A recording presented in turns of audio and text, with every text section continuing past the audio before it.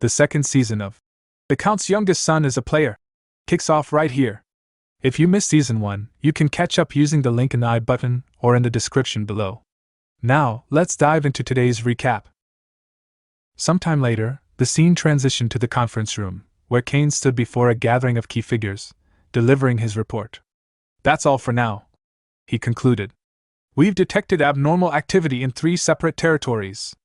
Based on multiple eyewitness accounts, a mysterious night order, comprising dozens of unidentified knights, was seen driving out monsters and securing the main roads. Hearing this, Raoul's expression grew serious as thoughts raced through his mind. After the gate incident, the barony barely held itself together by mustering what little remained of its forces. And now this? Could this be the handiwork of another noble house? A covert scheme to seize control of our weakened territory? Breaking his silence, Raoul asked. Were you able to determine which knight order they belonged to? Kane shook his head. No, we weren't. There were no identifying crests on their armor or weapons. What's more, when our scout attempted to observe them, they disappeared without a trace. Raoul's brow furrowed in thought. That's strange. Knights take immense pride in the houses they serve. For them to conceal their crests, something's not right. Kane continued, his tone laced with concern. There's no way a barony could independently mobilize such a large number of knights. This operation must have a backer, or at least an accomplice. Raoul pressed further. Have any prominent houses or factions made suspicious moves lately? For now, Kane answered. The House of Duke Templeton and the House of Marquis Greer remain quiet. But that's to be expected, they rarely get involved in politics. However, the House of Marquis McNeil was notably swift in quelling the chaos in their region. In fact, there are reports that the Marquis himself took direct action, and some claim it looked as if they were prepared for it in advance. Raoul's gaze darkened. House McNeil. From Ashton's standpoint, Randall may be a nuisance, but from the kingdom's perspective, it's McNeil that poses the greater threat. Once, they betrayed the kingdom. When the Empire invaded, House Templeton led the resistance. But McNeil? They refused to join the alliance, and instead sided with the Empire. Thanks to an internal whistleblower, we managed to avoid catastrophe. But the power vacuum left in the aftermath was inevitable. The question is, when exactly did the Empire turn them? If contact hasn't been re-established yet, we might still have a chance to sway them back.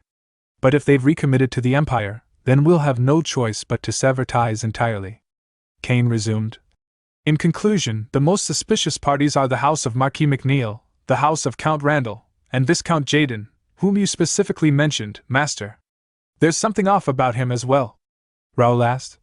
Right, and what about my uncle? What is he doing now? It appears he recently returned to the capital, Kane replied. Word is, he's conspiring with some relatives from his faction. I believe it's tied to the disturbances in the territory. Raoul's thoughts turned inward once more. Judging by all the intel so far, those knights that have been appearing near our borders must be connected to one of them. It seems like they're planning to make their move here first. Still, can we really expect things to unfold the way we hope? Turning to Philip, who was seated across the table, Raoul gave a firm order. Keep the knights on high alert. Be prepared to activate the portal immediately in case of any emergencies. Philip gave a respectful nod. Understood, Master. Raoul then turned to Jake. From this point forward, the guild's direct forces will assume all responsibilities related to gate management and monster extermination. The Knight Order will no longer handle those duties. Jake nodded, a confident smile on his face. Understood. Raoul looked around at the group. I trust all of you have noticed by now, our enemies are starting to move in earnest. They likely think we're vulnerable, easy prey. Let's remind them of the cost of underestimating us. Let's show them what happens when someone bites off more than they can chew. As the meeting concluded and the others filed out of the room, only Bernard remained. Raoul addressed him with a lower, more personal tone. I'll be staying in the capital for the time being. If you can't reach me and something happens at the family estate, do as I instructed. Bernard bowed deeply. So you want me to take Miss Nakia back to the estate if there's an emergency? Understood. Raoul nodded. Also, if any orders or requests for cooperation come from the estate, ignore them, unless they're from Brother Dylan. His expression turned grave. We still haven't identified the Empire's collaborator, who is likely still lurking within the estate. I need to be ready for anything. I'm sure their target will be my father. His power and influence remain strong. If he falls, the family will descend into chaos. We can't proceed with our plan while leaving a traitor within the main house. This incident may be the opportunity we need to root out every last enemy hiding within our family. Later that day, Raoul arrived at the first guild's Turium branch. He was welcomed by Ilias, the branch's leader, who greeted him warmly. "You're here, master." Raoul gave a nod. "Sir Ilias, have you been well?" Ilias chuckled. "Quite well, thanks to you, master." Raoul observed Ilias thoughtfully. "He began as a trainee knight from the Golden Bear Knight Order, one of 6 who initially followed me. Now, he's risen to expert rank and holds a top executive position within the guild. The Turium branch alone boasts 500 trained guild troops and roughly 20 station knights. Under royal authority, they manage several dungeons around the capital while also taking on commissions from both nobles and citizens." Ilias led Raoul deeper into the branch headquarters, where 3 knights greeted him with identical smiles and spoke in unison. "It's been a long time, master." Raoul recognized them immediately. These knights were my classmates at the academy. They joined the First Knight Order alongside Dalton. All of them were S-class candidates with remarkable talent. Thanks to the guild system, they've grown tremendously. Each of them is on the cusp of reaching mid-expert level. "I heard you've discovered the entrance to an ancient dungeon," Raoul said. "Could you share the details?" A knight with spiky brown hair raised his hand. "Yes, allow me," he said. "The dungeon was discovered by a wandering adventurer. Fortunately, it was near one of the dungeons under our jurisdiction, so we were able to secure it quickly." He continued explaining the situation in detail. Raoul thought to himself, there's no doubt about it. We've finally found an ancient dungeon. In Connect, there are 2 types of dungeons. The first is a gate that was improperly sealed and fused with our world. These continually spawn monsters and require specific conditions to be sealed. The second type, far rarer, are natural dungeons that existed before the gates even appeared. These include hidden sanctuaries, mage laboratories, dragon lairs, places of ancient power. We call them ancient dungeons. Unlike normal dungeons, which are gateways to another dimension, ancient dungeons are part of the Connect world itself, and exponentially harder to locate. Ken added, "We believe this dungeon is none other than Jaynak's dungeon, the one whose entrance disappeared 5 years ago. What's the current status inside?" Raoul asked. Ken replied, "Our knights and soldiers are guarding it closely, and information is under strict control. Jaynak's dungeon has always been shrouded in danger. Despite only partial exploration of its entrance, many valuable relics were found. But almost everyone who ventured deeper never returned. The last known expedition, 5 years ago, ended in tragedy when the entrance collapsed after a noble house's team entered." Raoul's eyes narrowed. "And now, that very dungeon has reappeared, but in a completely different place." Another knight, a red-haired young man, raised his hand and asked, "Master Raoul, do you intend to conquer it?" Raoul nodded. "Yes. Before another rival makes a move, I intend to enter with a small team of elites." Surprised, the red-haired knight asked, "May we know who you plan to bring with you?" Raoul saw their anticipation and smiled inwardly. "They're all eager to join. I understand why." "I'm sorry," he said aloud, "but I've already chosen the members." He turned to Ken. "What do you think? Do you believe you have what it takes to conquer an ancient dungeon?"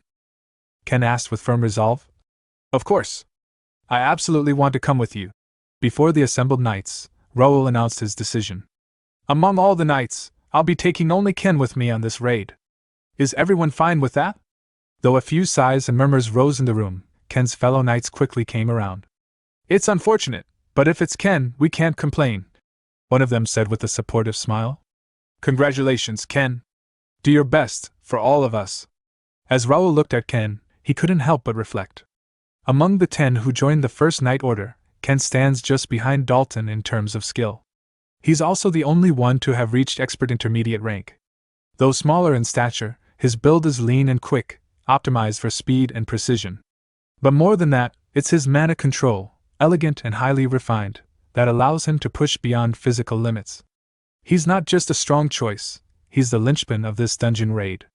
I'm already looking forward to seeing what he'll achieve in the ancient dungeon. Later that day, the two were alone in a quiet meeting room. Raoul poured Ken a cup of tea and asked, "Is there anything that makes you uncomfortable about life in this Knight Order?" Ken replied without hesitation. "Not at all, Master. With our efficient training system and top-tier facilities, I truly believe there's no better place to grow. Raoul sipped his tea and thought to himself, a textbook answer. Reliable and reserved, typical of a soldier. Though we both graduated from the same National Academy, we never really had the chance to know each other personally until now. He nodded and said, Still, if there's ever something you think we could do better, don't hesitate to speak up. This night order is newly formed, we're still far from perfect. Ken answered. Yes, understood. Raoul leaned forward slightly. Now then, let me get to the real reason I brought you here. Do you have any idea why I chose you for this dungeon raid? Ken looked puzzled. I'm sorry, Master. I don't know. Raoul's expression turned serious. Before we talk about the dungeon, there's something else we need to address first. Don't you agree, Lady Kaylee de Greer? Ken froze. Shock washed over her face. How does he know who I really am? She wondered. Raoul's mind wandered briefly as he looked at her. The House of Marquis Greer, one of the 5 great martial houses of the Reuben Kingdom. Located on the southernmost coast, they are known far and wide for their legendary spear techniques. A family with deep roots in honor and tradition, once famed for producing elite warriors. But everything changed after the Great War. The family lost both its head and heir in battle. With their most guarded techniques partially lost, they could no longer produce sword masters. They withdrew from the political scene and turned inward, hoping to restore their glory from within. In that light, it's easy to understand why a noble daughter from such a house would disguise herself as a man and enroll in the academy. Kaylee lowered her head, voice calm but resolute. My sincerest apologies, your lordship. I never intended to deceive you. I truly had no malicious intent. If you order me to leave the night order, I will do so immediately. Raoul folded his arms. So Ken, or should I say, Lady Greer, you intend to step down as a knight? No, she said firmly, lifting her eyes. Whatever happens, I will continue to be a knight. But that's not something I can decide alone, she thought bitterly. Most knight orders in Reuben Kingdom don't even recognize female knights as members. Raoul raised an eyebrow. Then why speak as if you're prepared to quit? Has something in our order disappointed you? She quickly shook her head. No, absolutely not. But, Master, when you said I could stay, did you mean it? Raoul gave a short laugh. Isn't it obvious? What kind of knight order would let go of someone who reached expert intermediate rank as a teenager? Kaylee hesitated. But I'm a woman. And I belong to the House of Greer, which is a direct rival to your House of Ashton. That doesn't matter to me, Raoul said without blinking. Even if there are problems, I'll take full responsibility for accepting you. Her voice trembled slightly. So, you're saying my gender and lineage don't matter? Raoul met her gaze. What matters is your will. Moved beyond words, Kaylee rose from her seat, then dropped to her knees before him. I, Knight Ken of the House of Marquis Greer, once again pledge my loyalty to you, Viscount Raoul de Ashton, my master. Raoul also rose, stepping forward. Placing a hand gently atop her head, he said solemnly, I, Raoul, master of the First Knight Order, accept your loyalty, and vow to fulfill my duty as your commander. As she knelt before him, Raoul thought to himself, at last. The very talent I sought at the academy. It was never just Kaylee, it was Ken. The first female knight to reach master rank and connect. A prodigy with S-rank potential. Even though fate twisted things and she ended up under Dalton's wing first, I'm glad we're finally here. Looking up, Kaylee asked hesitantly, Then, what should I do now?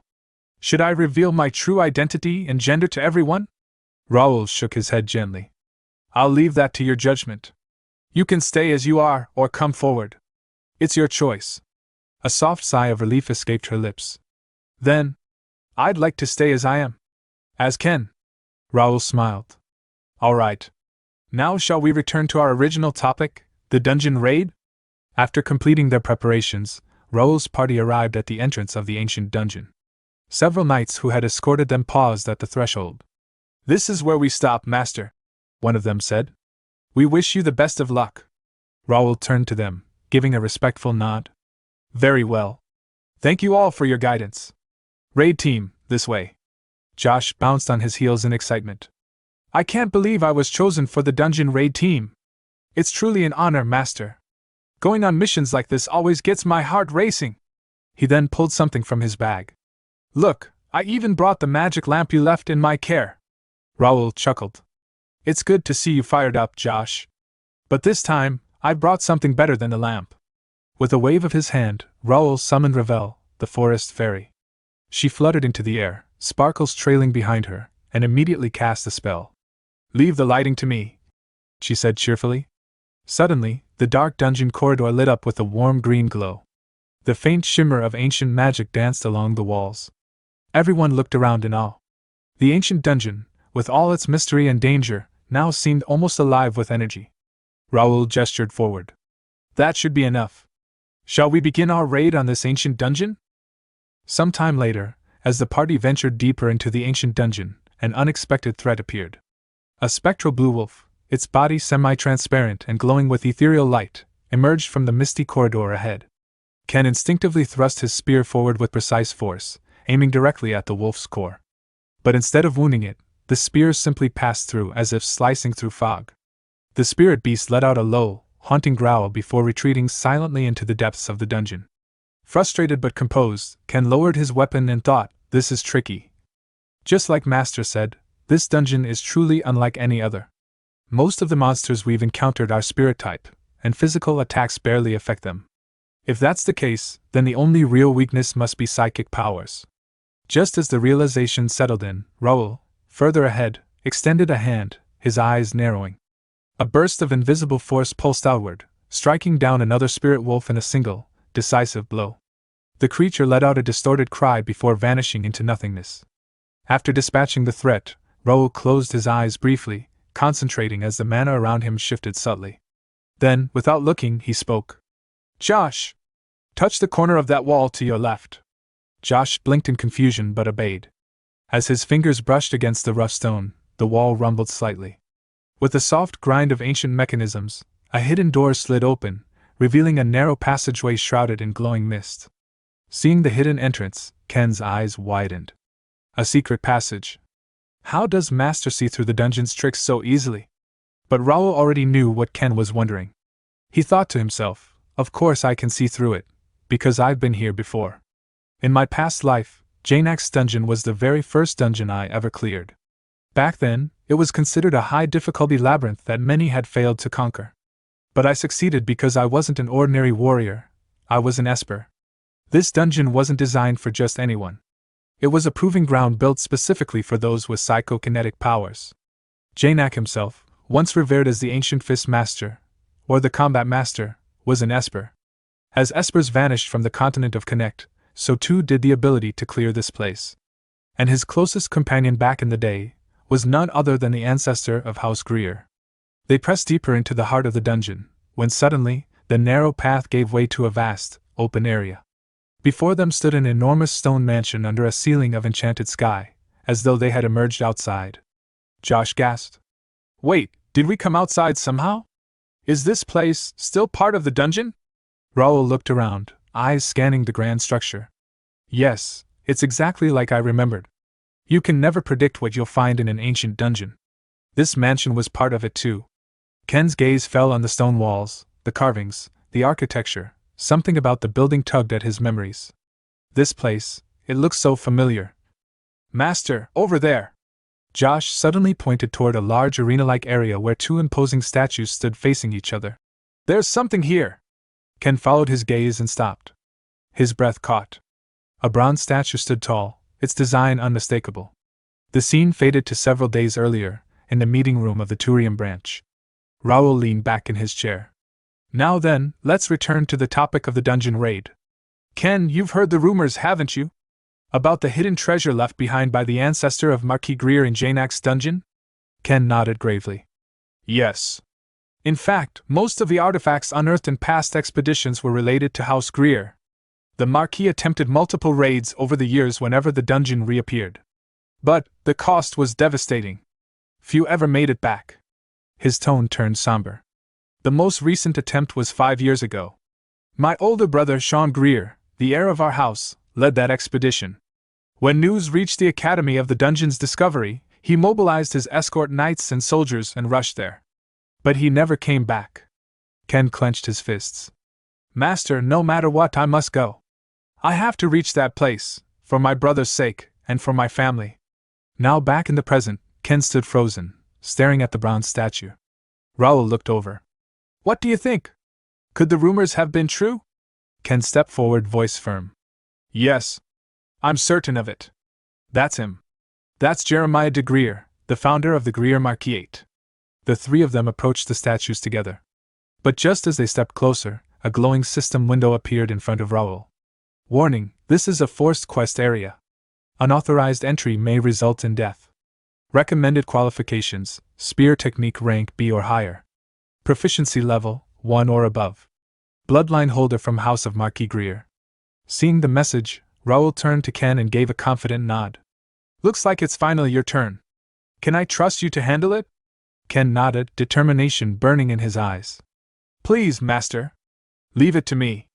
He stepped forward slowly, approaching the statue of Jeremiah de Greer. As he entered the activation range, the statue's eyes gleamed with light. It began to move. With a metallic echo, the statue's arm swung its spear wide, and a deep voice boomed through the chamber. Who dares disturb my eternal sleep?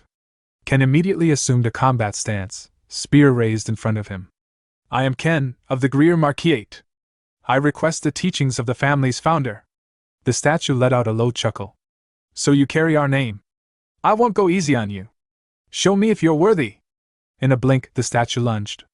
Spear strikes rained down with impossible speed, testing Ken's defense. Blocking furiously, Ken's mind focused on every movement. There's no mistake, this is the legendary Greer technique, Fury Wave. I have to watch carefully. I can't afford to miss even a single move. As the clash echoed through the arena, Raoul turned his attention to the second statue nearby, that of Janak himself. He smiled faintly. Then I'll leave this to Ken and take care of my part. As Raoul stepped closer to the towering statue of Janak, a familiar system window flashed before his eyes. Warning, you are entering a forced quest zone. Unauthorized entry may result in death. Recommended requirements: combat skill, rank B or higher, intermediate level +1, psychic skill, rank B or higher, intermediate level +1. Suddenly, the eyes of the Janak statue glowed with life. The stone began to crack and shift as the ancient figure awakened with a powerful voice that echoed across the chamber. Who dares disturb my long slumber? His gaze fell on Raoul and the tiny forest fairy, Ravel, hovering at his side. Janak let out a deep chuckle. A fairy and a fledgling psychic? How amusing. Very well. If you can endure my trial, I shall reward you accordingly. Do you accept the challenge? Raoul raised his head confidently. I will.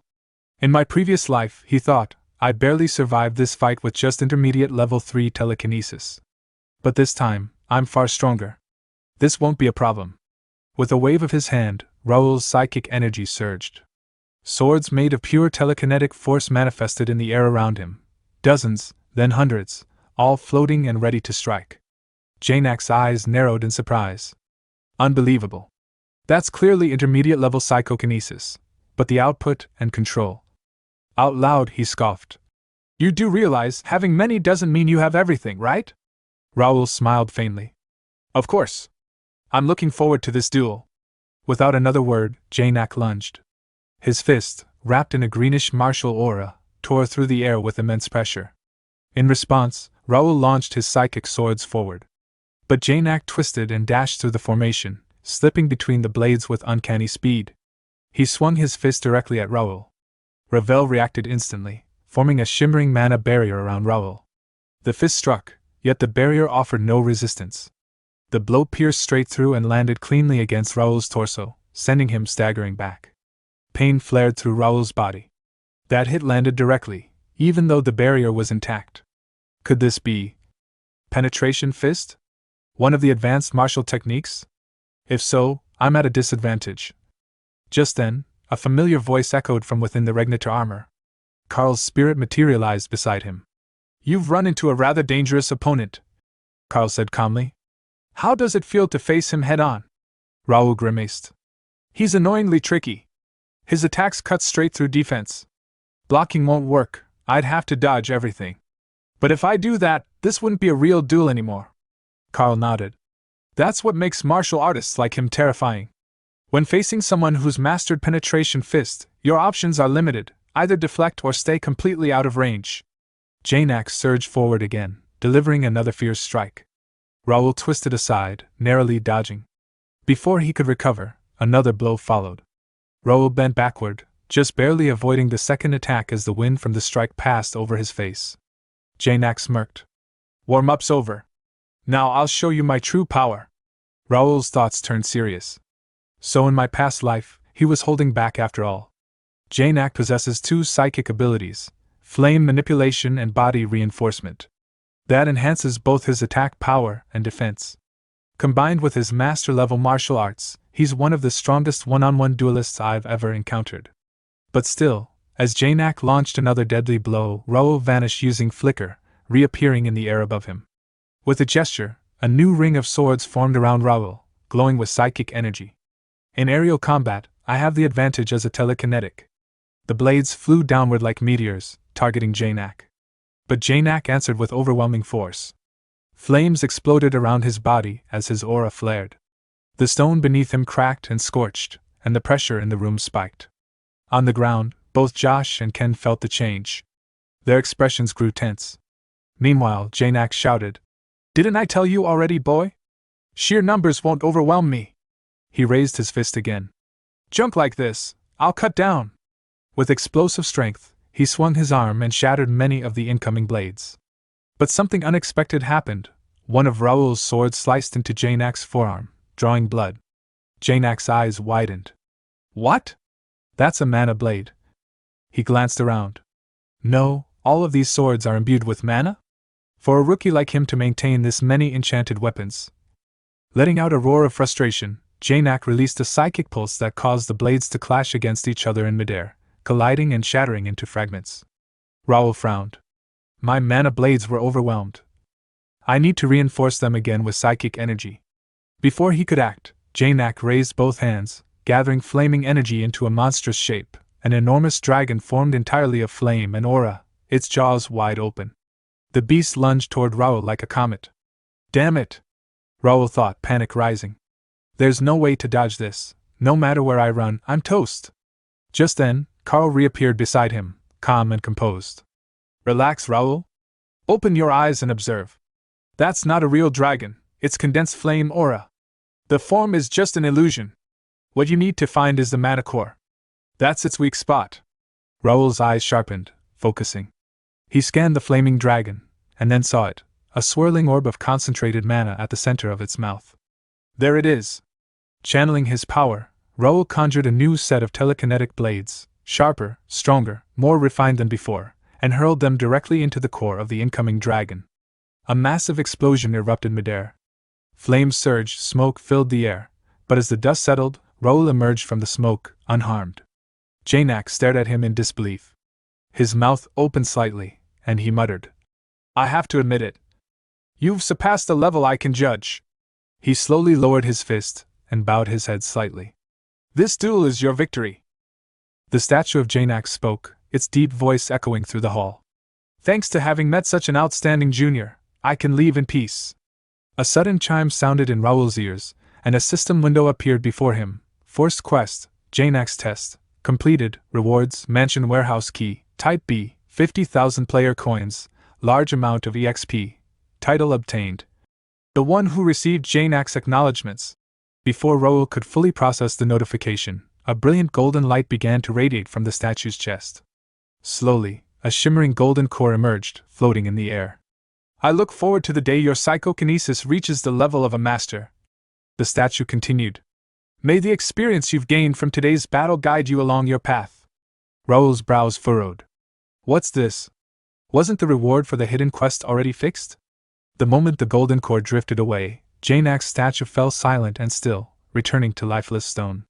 Across the hall, the statue of Jeremiah stopped mid-swing against Ken. Time's up. I concede, this match is over. Ken, panting heavily and drenched in sweat, could barely keep his stance. Jeremiah's statue inclined its head in respect.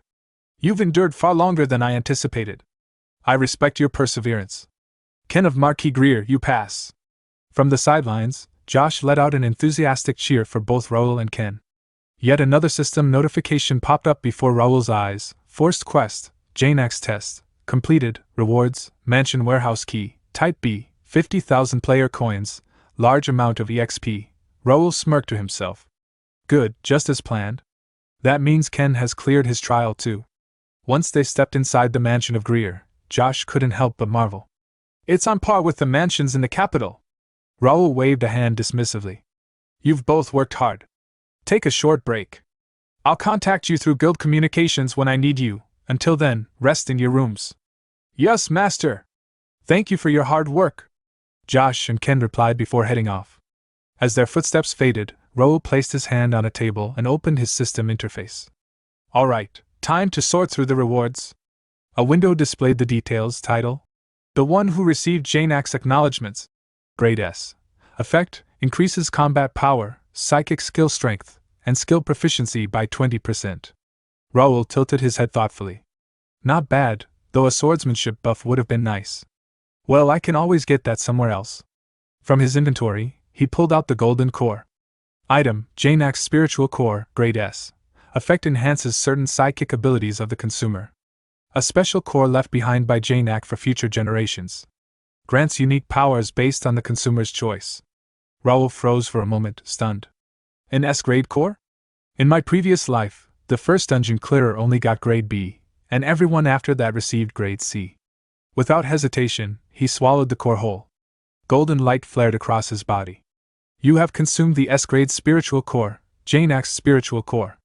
The core's effects are spreading throughout your body. Choose 2 growth effects suited to your aptitude. 3 new system windows materialize before him. Psychokinesis, power growth, increases the total movable weight by 10 times. Psychokinesis, control growth, increases the number of manipulable objects by 10 times and improves fine control. Psychokinesis, range growth, doubles both detection and spirit projection range. Raoul's eyes widened. I have to choose between these? That's insane. Taking a deep breath, he analyzed each. Power boosts the weight I can move and the speed of heavy objects. Control lets me handle more objects simultaneously and with precision. Range expands my area of influence and detection. After a moment of consideration, he made his decision. You have selected range growth and control growth. Golden light surged through his body, his eyes now glowing with radiant gold. Every object in the room rose into the air under his will, spinning and floating in perfect harmony. So this is how it feels. This sensation is completely different from when I reached Meister level in my past life. Honestly, I could crush the past life me in a psychic duel right now, and not just maybe, but definitely. With a thought, everything returned neatly to its place. Just then, he sensed a faint but unusual aura.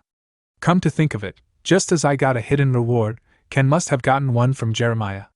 That ring and spear, looks like he awakened his abilities. Good for him. A smile touched his lips, until Josh burst into the room, face pale and breathless. Master!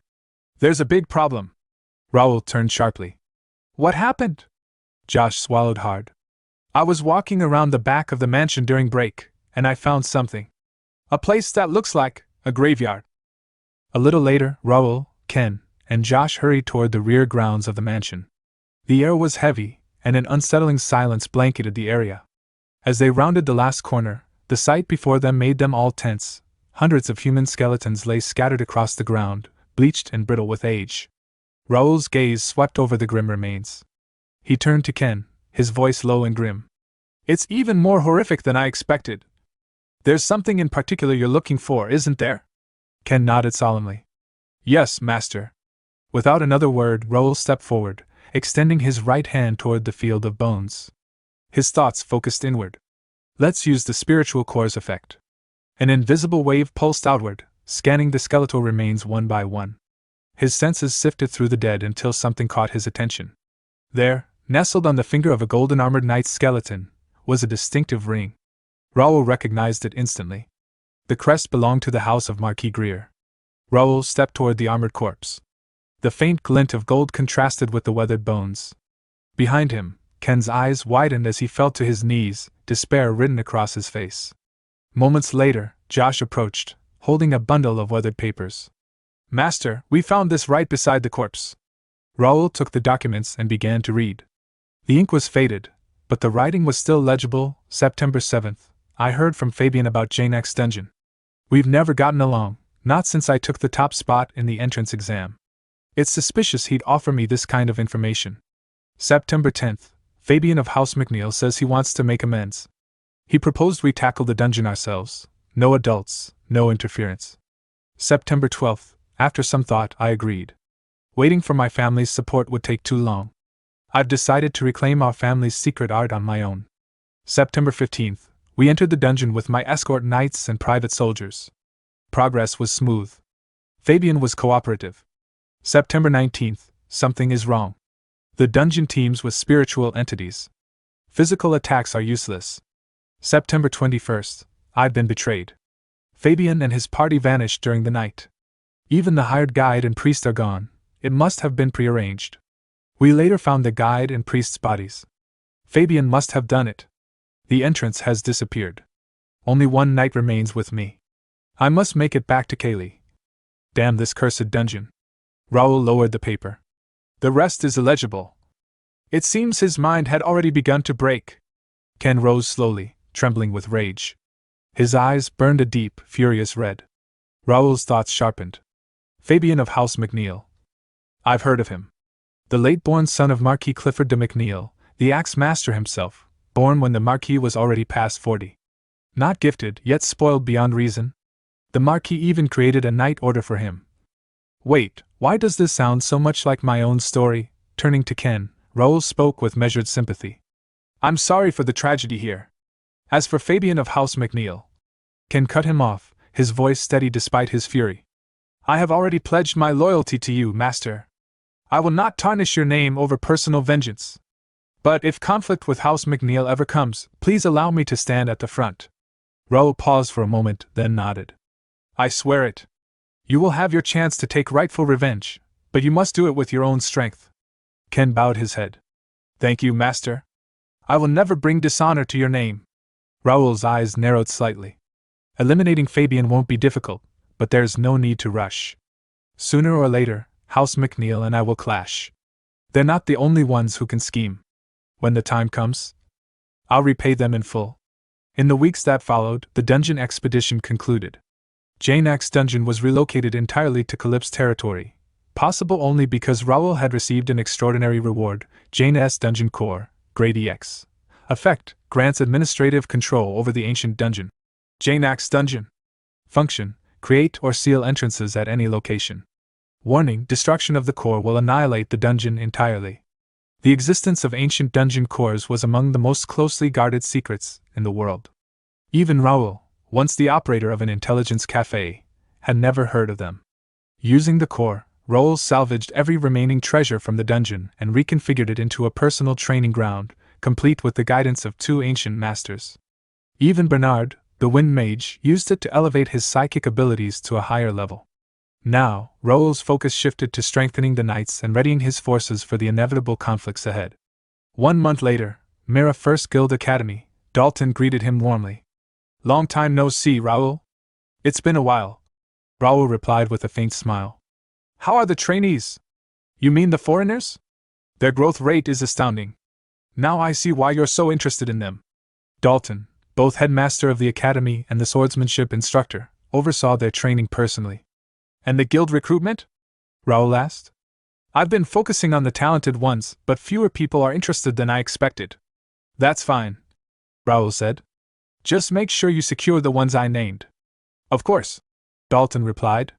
I won't take my future subordinates lightly. Raoul thought back to a special item he had obtained long ago, a rare consumable from a main scenario quest that allowed the creation of a second guild, bypassing the rule that each person could only join one. With it, he would form the Purple Guild, a secret player-only organization rivaling the First Guild in power. I'm counting on you, Raoul told Dalton. I'll give you most of the Purple Guild's authority. Dalton smirked. Leave it to me. Those old lords won't even imagine we're building something like this in secret. With that, Dalton departed. Alone now, Raoul's form shimmered, shifting into the appearance of Bei Dohayan. Then, time to update today's record. Sometime later, a student from the First Guild Academy burst into one of the classrooms, his face flushed with excitement. Hey! Big news! Bei Dohayan just showed up at training arena number 1, he shouted. The room stirred instantly. Really? One student exclaimed. How high is he planning to push his score this time? Another jumped from his seat. Let's go! If we're lucky, we might even get a party play with him. It had already been 2 months since the Academy's first batch of students enrolled. 600 of them were being rigorously trained under the Academy's specialized methods, and their skills were improving at an extraordinary pace. Among the many programs offered, one stood out as the Academy's pride: virtual battles via the Illusion Magic Circle. This system could create complex, lifelike battle environments filled with monsters, designed to evaluate a student's ability in real combat scenarios. Every week, the students' performances in these simulations were compiled into a ranking list. The final graduation exams would also use the same system, making it a vital part of their training. But since the program's launch, one thing had remained constant: the number 1 spot had never changed. The undisputed top ranker was Bae Do-hyun, a name synonymous with dominance. His position in the Academy wasn't just first place, it was untouchable. Training Arena number 1 was alive with the sound of combat. Inside, Bae Do-hyun was cutting through monsters with effortless precision, each strike clean and decisive. Outside, students huddled around the ranking display. "Whoa," one student said, wide-eyed. "That monster just broke another record. I thought we were finally catching up this time." Another muttered in frustration. A third asked, "He barely even shows up to classes. How does he keep getting scores like that? Even the instructors have acknowledged him." A fourth replied, "Rumor says he's busy running missions for the first guild." Moments later, Bae Do-hyun stepped out of the training room. At once, rank students like Blake hurried over. "You're sparring today, right?" Blake asked eagerly. "How about with me?" Before Bae Do-hyun could answer, another student cut in. "Don't be ridiculous." Someone behind Blake scoffed. "I booked him last week." That person was promptly shoved aside by Wang Tianming, who declared, "Move aside, everyone. Today, I'm going to avenge my last defeat." Bae Do-hyun let out a tired sigh. "Don't you guys ever get tired of this?" he asked. Wang Tianming smirked. "Not until I beat you. We can't graduate with a loss hanging over our heads. I'll keep challenging you until I win." Blake grabbed Tianming's shoulder from behind. "At least wait your turn," he said sharply. "You can't just charge in every time because you're impatient." The two immediately started bickering over who deserved the first sparring match. Watching them, Bae Do-hyun thought to himself, "Still, I have to respect their persistence. At least now that most of the troublemakers are gone, we can talk like normal people." Finally, he cut in. "Fine. How about a 2-on-1 today?" The arguing stopped instantly. Blake and Tianming turned toward him in surprise. Not long after, both were lying on the arena floor, utterly defeated. "Damn it!" Tianming groaned, pushing himself to his feet. "We couldn't even land a single hit together. What a monster!" Blake staggered up beside him. "No matter how you look at it, Do-hyun's an irregular. I can't believe he's even the same kind of player as us." Tianming clenched his teeth. "You're just not skilled enough. One day, I will take him down." Blake glanced sideways. "What about you?" Tianming frowned. "What about what?" "The Purple Guild," Blake said. "It's been trending among rankers lately. Even the instructors are promoting it hard." "Not interested," Tianming replied flatly. "I don't plan on joining any organization. I already turned down every guild offer back in my home country." "I'm thinking of joining," Blake admitted. "The conditions sound really good." Tianming raised an eyebrow. "What kind of conditions?" "I want the best treatment in the best guild," Blake said matter-of-factly. "Even if I started my own, I doubt I could surpass the one Bae Do-hyun's in. Think about it, once the academy ends, it won't be easy to meet him again. If you want to beat him someday, wouldn't it be smarter to join the same guild and bide your time?" Tianming fell silent, imagining the day he could finally defeat Bae Do-hyun. "You still have that guild information brochure?" he asked. "Didn't you get one already?" Blake replied. "I threw it away the day I lost to him. I was pissed," Tianming admitted. "Then get another from the instructor." "Seriously, you need to control that temper," Blake said. Flustered, Tianming shot back. "Mind your own business." The scene shifted to the first guild's mirror branch, where a golden brown-haired guild member approached Raoul with news. "The business targeting outsiders is finally turning a profit," the man reported. Raoul smiled faintly. "Is that so? That's good to hear. We expect a steady flow of newcomers in the future," the man continued. "So we're planning to expand our shops in case we get more visitors than expected. The guild has secured both the manpower and the funding," Raoul assured him. "If you need anything, we'll gladly cooperate." We're truly grateful for your personal assistance, Baron Raoul, the man said sincerely. Suddenly, a system window appeared before Raoul, an incoming guild audio message. He opened it. The voice of Bernard came through urgently. Master, we have a problem. We just received word from our informant in Cauford Castle. Count Melvin has collapsed. Raoul's expression hardened. Damn it. Is the scenario starting exactly as I predicted? He immediately activated emergency transmission to all guild members. All forces, maintain maximum alert, he ordered. From this moment, consider this a wartime situation and prepare accordingly. Yes, master, came the unified reply. Raoul strode quickly down the corridor, flanked by knights, continuing his orders through the link. All knights of the Mirror Branch, head to Calip's castle. Also, there will be officer meetings tonight. Stand by until then. That's all. He cut the transmission and pushed open the door to a room, where Nikia, Dalton, and Kane stood near an active portal. What's the current situation? Raoul asked. Kane reported. The Count hasn't regained consciousness yet, but healers and priests have begun treatment. Then follow me to the main estate, Kane, Raoul ordered. Dalton, join Bernard at Calip's castle with Nikia. Yes, master, they replied. Raoul then turned to Nikia and used a secret transmission directly to her mind, issuing a confidential order. Finally, he addressed Kane. First, we hurry to the main estate. Inside, his thoughts burned with determination. When I opened my eyes as Raoul Ashton, I made a vow to accept this life and face whatever comes. The tragedy looming over the Count's family, I will stop it, no matter what. The scene shifted to Cauford Castle, ancestral seat of House Ashton. Raoul strode through the main gates, his voice echoing with urgency. I came as soon as I heard Ivan. The butler, Ivan, was visibly trembling as he bowed low. Lord Raoul. I failed to properly serve the Count. I have no excuse. Raoul shook his head. Don't blame yourself too much, Ivan. What matters now is father. Let's see him first. He signaled to Philip, one of the household retainers. Philip stepped forward at once. This way, my lord, he said, taking the lead toward the Count's chambers. As they approached, Raoul noted the armored knights standing guard before the door. He recognized immediately the family crest emblazoned across their breastplates. Without a word, he entered. Inside, Count Ashton lay unconscious upon his bed. The room smelled faintly of incense. A healer and a priest stood nearby, tending to him.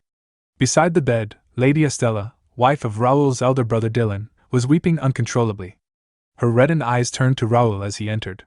Young master, what do we do about this? She asked through her tears. Raoul did not answer right away. He took a seat beside his father, staring at the still form with tightly clenched fists. Then, jaw-taut, he addressed the healer and priest. What exactly happened? Why is father in this condition? The priest hesitated, then replied. We do not know the precise cause yet, but judging from the symptoms, it appears to be mana backlash. Raoul's eyes widened. Mana backlash, he thought grimly. In his mind, he recalled the basics. Every knight who uses mana possesses a network within the body known as a mana road, a fixed pathway through which mana flows, much like blood in veins. When, for any reason, that mana reverses its flow, the phenomenon is called mana backlash. In most cases, it is fatal. For those who survive, permanent disability is almost certain. The priest continued. Though this case is slightly unusual, mana backlash is the only condition that explains his symptoms. Raoul pressed further. Is there a treatment? We have to stabilize him somehow. The priest's expression turned regretful. In this case, divine power is ineffective. We can only offer blessings in his presence. Raoul gave a curt nod. Then please, do everything you can. Later, when the others had stepped back, Raoul remained seated beside the bed.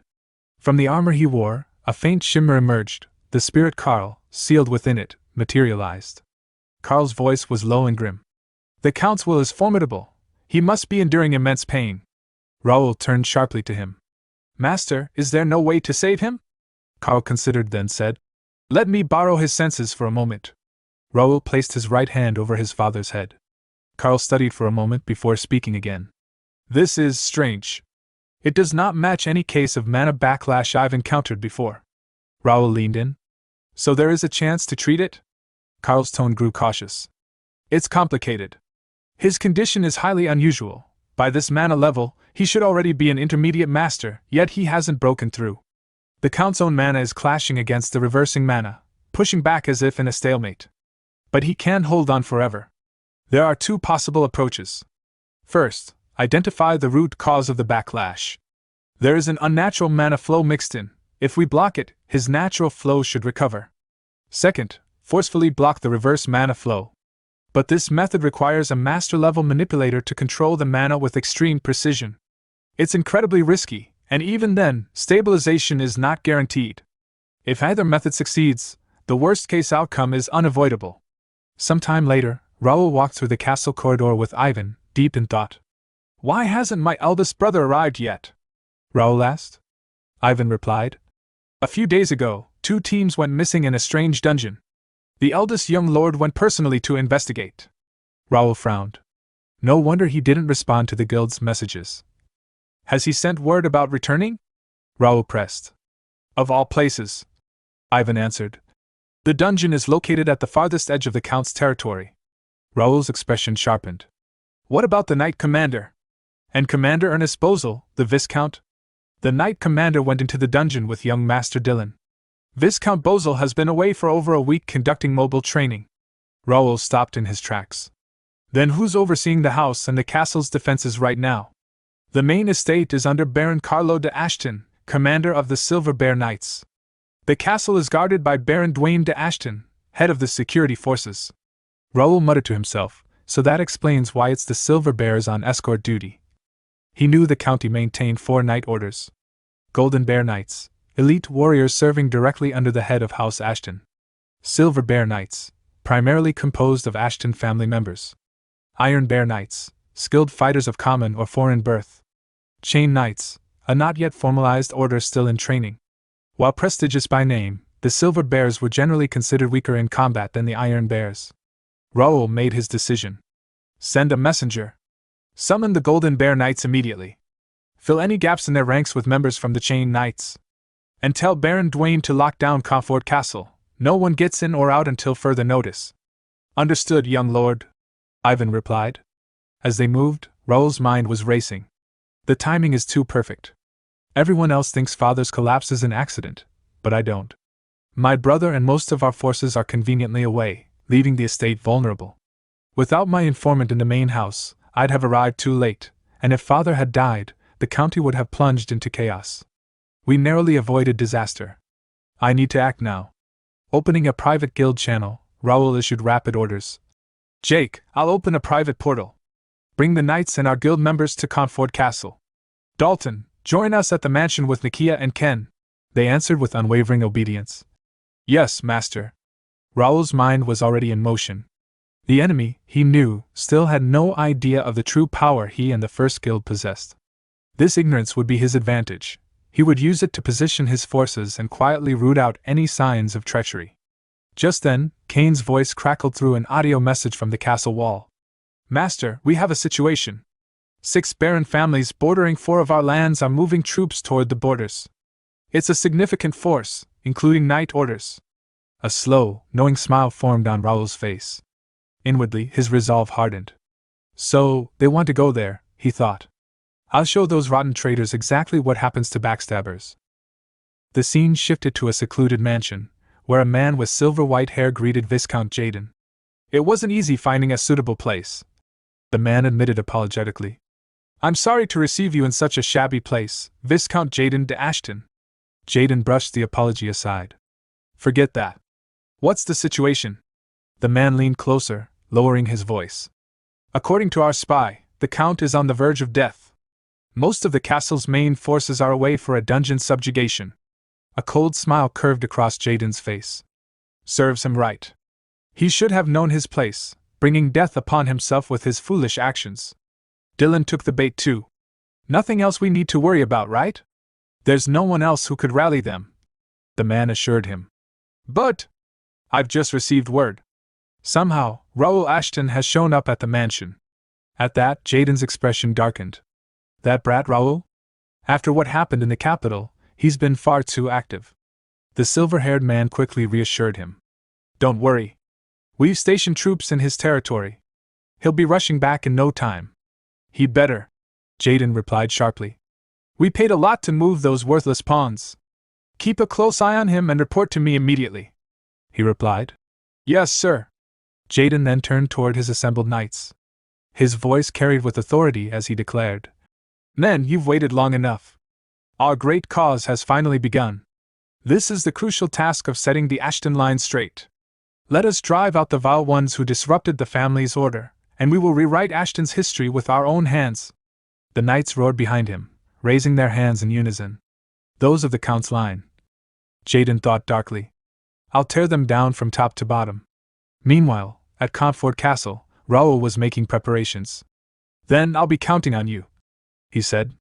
Leave it to me, my lord, replied Weyron, a senior knight of the Golden Bear Knights, the man Raoul considered the best choice for the task at hand. Raoul reflected inwardly that Weyron's loyalty and strength made him the ideal guardian. A day after his father's collapse, knights from nearby had returned to the mansion, and after careful observation, Raoul had entrusted his father's protection to Weyron and his order. It was then that Baron Carlo, commander of the Silver Bear Knights, stepped forward. Isn't this a bit of an overreaction? He questioned. Are you saying that adding extra guards means you don't trust the Silver Bear Knights? Raoul met his gaze firmly. It's not that I don't trust you, Baron, it's that I don't intend to trust anyone. I'll keep strengthening the guard until my brother returns. I hope you understand. In his mind, Raoul calculated further. 5 Golden Bear Knights will rotate guard duty on the 5th floor, where Father's room is. No one may enter without my permission. This plot began within this very manner. Right now, I cannot trust anyone. I must strengthen the guard even more. Later, Raoul visited his father, Count Melvin Ashton, who was bedridden under the care of Bishop Alonso of the Xenon Order. Is there any improvement? Raoul asked. I'm sorry, Alonso admitted. Just maintaining the Count's current condition is already overwhelming for me. Raoul looked at his father's fragile state for a long moment, then said gently, You've done well, Bishop. Could you step aside for a moment? Understood. The bishop bowed and left the room. Immediately, Nakia entered. Raoul asked her quietly, How does it look? After carefully observing the Count, Nakia nodded. I think your guess is correct, Master. This is definitely a case of maniphilaria. Raoul's heart sank. Maniphilaria. I've seen this before. In my previous life, it was revealed that key figures of the kingdom were assassinated this way. The exact cause was never uncovered, but it sparked a great bloodbath. I always suspected it was connected to the downfall of the Count's line. Is treatment possible? He asked. Based on the data you gave me, I've already developed a cure, Nakia replied. Treating the maniphilaria itself won't be a problem.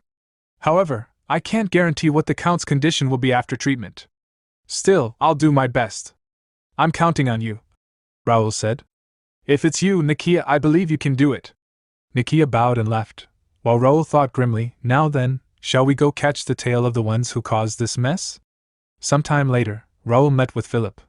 You're saying forces have been spotted at the Calip's estate's border? Raoul asked. Yes, Philip confirmed. It's said to be composed of a private knight order and mercenaries. No official report yet, but judging from the scale, there's a real possibility of a territorial war. They'd need royal approval to declare one, wouldn't they? Raoul pressed. Still, Philip warned.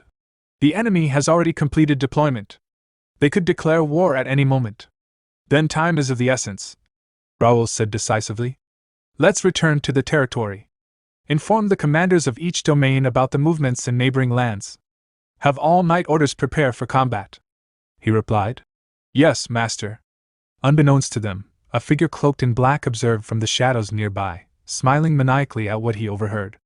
Later that night, 2 Silver Bear Knights guarded the mansion in uneasy silence. One of them frowned. Hey, didn't you just hear something? He whispered.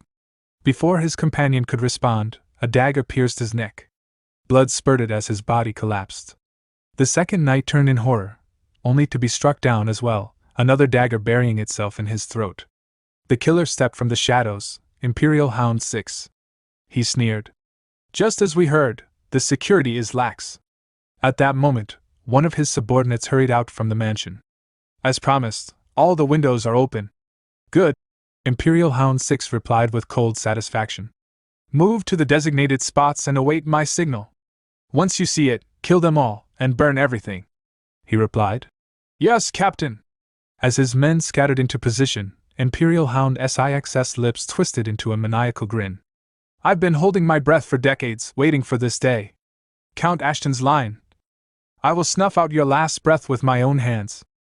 The windows of the mansion stood wide open, yet the two silver bear knights stationed nearby remained oblivious to the danger creeping in from the shadows. A sudden red flare streaked into the sky, bursting with ominous light. One of the knights turned toward it in confusion. At that very instant, a dagger shot from the open window pierced his head, dropping him dead on the spot. The knight beside him gasped in shock, but before he could cry out, a figure cloaked in black appeared silently behind him. The Imperial Hound pressed a hand over his mouth and drove a dagger deep into his throat. Another life was snuffed out in an instant. The assassins moved quickly. Two of them slipped into the room beyond, where Dylan's wife, Lady Estella, lay sleeping on her bed. The sound of footsteps stirred her from her slumber. She opened her eyes, but before she could react, a handkerchief soaked with a drowsy, chemical scent was pressed against her mouth. She struggled desperately, but within moments her body went limp, and she fell into an enchanted sleep. The Imperial Hounds carried her to their leader, Imperial Hound 6. His cold eyes scanned her before he asked sharply, "Are you sure this is the target?" "No doubt about it," one of the kidnappers confirmed. A low, satisfied laugh escaped him. "Everything's going smoothly. Starting tonight, the Count's house will walk the path of ruin." At his order, one subordinate slung Lady Estella over his shoulder and leapt from the window, carrying her away into the night. Imperial Hound 6 lingered, gazing out at the chaos unfolding below. Things are going so well, perhaps I should watch a little longer. It should be about time for the signal. His anticipation was rewarded. Flames erupted across the mansion as another flare burst in the sky. The Silver Bear Knights, finally realizing the danger, shouted, "Enemy! We're under attack!" But the defenders were outmatched. The Imperial Hounds carved through them with merciless precision, moving faster and striking harder than the knights could hope to withstand. Fire spread rapidly through the halls, smoke twisting into the night sky. Imperial Hound 6 smiled faintly and turned down the corridor. "Good. That's enough chaos. Let's head to the next target's location." He reached another chamber and pushed open the door, only to be met by the sharp metallic tang of blood. His nose wrinkled.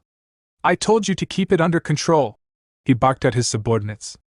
"How many times did I say the target mustn't be harmed?" Before his fury could settle, a blade sliced through the air toward him. Instinct saved him. He leapt back, dodging the strike. What he saw froze him. 3 of his men lay lifeless on the ground, and standing above them was Philip, his sword gleaming in the firelight. "Was there such an order?" Philip asked coldly, lowering his blade into a ready stance. "Guess I didn't hear it." Imperial Hound Six's eyes narrowed.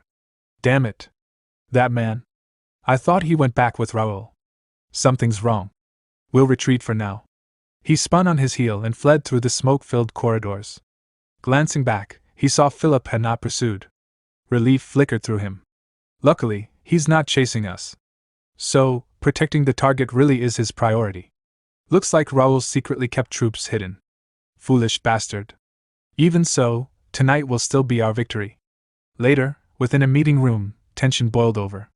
Whereon, a Golden Bear Knight slammed his fist onto the table. "Just how was the guard set for such a disaster to happen?" he roared. Baron Carlo, commander of the Silver Bear Knights, snapped back immediately. "What? Are you saying this is only the Silver Bear Knights' fault? The inner and outer security were your responsibility?" Whereon shot back. "This matter will be thoroughly investigated later, and responsibility will be taken. Try it if you can," Carlo snarled. "If you insult my knights who gave their lives in battle, I won't stand by quietly." Before the argument could boil over, Philip's sharp voice cut across the room. "That's enough. Both of you, stop this." Silence fell. Philip turned to a Silver Bear Knight nearby. "Report the damage." The knight bowed his head. "Yes, sir. In last night's attack, 30 guards were killed, and 5 Silver Bear Knights lost their lives. 1 annex burned down, half the East Garden was destroyed, and the main building suffered considerable damage. And amidst the chaos, Lady Estella was kidnapped." Whereon and Baron Carlo froze in shock. "What a disaster!" Whereon muttered bitterly. "I have no face to see the Count, or young Lord Dillon." Philip's tone remained calm, though his eyes hardened. "What about their trail? Any word from the pursuit team?" For some reason, the knight admitted. After they left the inner castle, their tracks have been hard to follow. Philip nodded grimly. Then let's do what we can first. Right after the incident, I ordered the guard captain to seal the gates. They shouldn't have escaped the castle yet. Sir Wayron, please continue to guard the count with the utmost care. Understood, Wayron replied. Philip turned to Baron Carlo. I'll ask you again to secure the mansion. There might still be remnants inside. The attackers even smashed the outer portal last night. Clearly, it was to keep the count's main forces from returning. There may very well be another attack. Everyone stay alert. The meeting ended, and the knights dispersed. As Philip stepped aside, he opened a private channel through the guild chat. I carried out your orders, master. Raoul's voice answered from the shadows beyond. Good work, Sir Philip. Soon, the real prey will take the bait. Now, it's time to deal with the rats. The scene shifted to a military tent lit by lanterns, where Viscount Jaden pored over reports and maps. Suddenly, Baron Tate burst through the flap, breathless with urgency. News has arrived, he said. Dylan Ashton and the Golden Bear Knights have just returned from the dungeon, Commander Jaden. Jaden's sharp gaze rose from the table. Where are the enemies? Baron Tate quickly spread a map across the desk, pointing to its markings. The Commander-in-Chief and the Central Army of the Count's territory have already begun retreating from the Forbidden Zone's border. With the portal destroyed, they'll need at least 5 days to return, even at best speed. Meanwhile, we are east of Comfort Castle, in Baron Bennett's territory. With cavalry, we can reach it in 2 days. Jaden studied the map, then asked evenly. What is the current troop situation in Comfort Castle? Given its size, it is not an easy target, Tate replied. 5,000 guard troops maintain order and security. 60 elite knights and about 100 chain knights have been confirmed. In practice, Jaden mused, we have only about 1,500 elite troops. Taking the castle quickly won't be easy. But even if the unexpected happens, the hostages we hold will serve their purpose. Baron Tate gave a thin smile. You mean the captives secured right under the Count's nose? Our collaborators must be very skilled to have pulled it off. It wasn't that hard, Jaden said coldly. A man unfit for the seat of Count sits there. You're right, Tate agreed. The current Count is far too soft. This is the time when your decisiveness and drive are needed, Commander. Jaden rose from his chair and strode out of the tent. His knights stood assembled outside, awaiting his command. One of them lifted a horn and blew a sharp, resonant call across the camp. Raising his hand high, Jaden declared, All troops, march immediately on Comfort Castle. The story then shifted to the riverside, where Dylan and the Golden Bear Knights had halted to rest. Their horses drank deeply from the lake, while the men loosened their armor and sat in silence. Trevor de Hesse, commander of the Golden Bear Knights, approached Dylan, who stood brooding at the water's edge. Do you feel a little better now? He asked. Dylan exhaled heavily, shaking his head. I'm still frustrated. I should have judged more carefully. It's not your fault, young lord, Trevor said gently. It's been a long time since I, too, was deceived so thoroughly. Dylan's jaw tightened. The reports of a peculiar dungeon, missing soldiers and knights, with procedures in place, there was no choice but for me and the first knight order to act. Traces of demons had been reported. How could I ignore it? Yet the dungeon had been empty. No beasts. No demons. Nothing but a clever trap. His teeth ground together. First during the Royal Capital Rebellion, and now again, fooled twice by lies. Trevor's voice broke his thoughts. So, where do you plan to go now? After leaving the dungeon, I heard everything from Raoul, Dylan replied. He gave me 2 options. The main road splits ahead. One path leads straight to Comfort Castle to rally scattered troops. The other, Dylan's eyes narrowed, is somewhere we must visit before returning to the castle. We'll take that road. Trevor nodded without hesitation. Understood. Commander, Dylan called again, his tone quieter. What do you think of Raoul? The third young lord? Trevor considered. Before the Count went into seclusion, he once spoke to me about Raoul. He blamed himself for not realizing Raoul's true nature. He thought Raoul was a child to be protected for life. But Raoul was too exceptional for the Count's household to contain. Dylan turned sharply. Father said that? Trevor sighed. If Raoul had been only moderately gifted, your father would have warned caution. But Raoul is not someone who covets the Count's seat. Dangerous though it may sound, He has the talent to raise a nation. As the Count said, Raoul is far too great for one house alone. A faint smile crossed Dylan's face. That Raoul, when did you even win over the commander? He straightened, resolve burning in his eyes. Let's move. Those who dared betray the Count's house must pay the price. He mounted his horse and called to his knights. Move out again. Leave behind anyone who falls behind. Stay sharp and keep up. The Golden Bear Knights rallied, ready to follow. Far away, in the depths of an Imperial Hound hideout, Imperial Hound 6 returned with his subordinates after their mission. His teeth clenched as he surveyed the surviving troops. The last operation caused more damage than expected. Raoul left behind variables deadlier than we imagined. But it doesn't matter. No matter who survives, the result will not change. The Ashtons will tear each other apart, until only one remains. And that will be the perfect moment to cut off the Count's family's last breath. From the shadows above, he watched over the Empire's mana soldiers, his expression twisted with grim satisfaction. Imperial Hound 6 stood in the shadows of the underground chamber, his expression calm yet calculating. Should we have deployed the cavalry earlier? He wondered. No, they must not reveal themselves yet. Whether Baron Jaden seizes Comfort Castle or not, it no longer matters.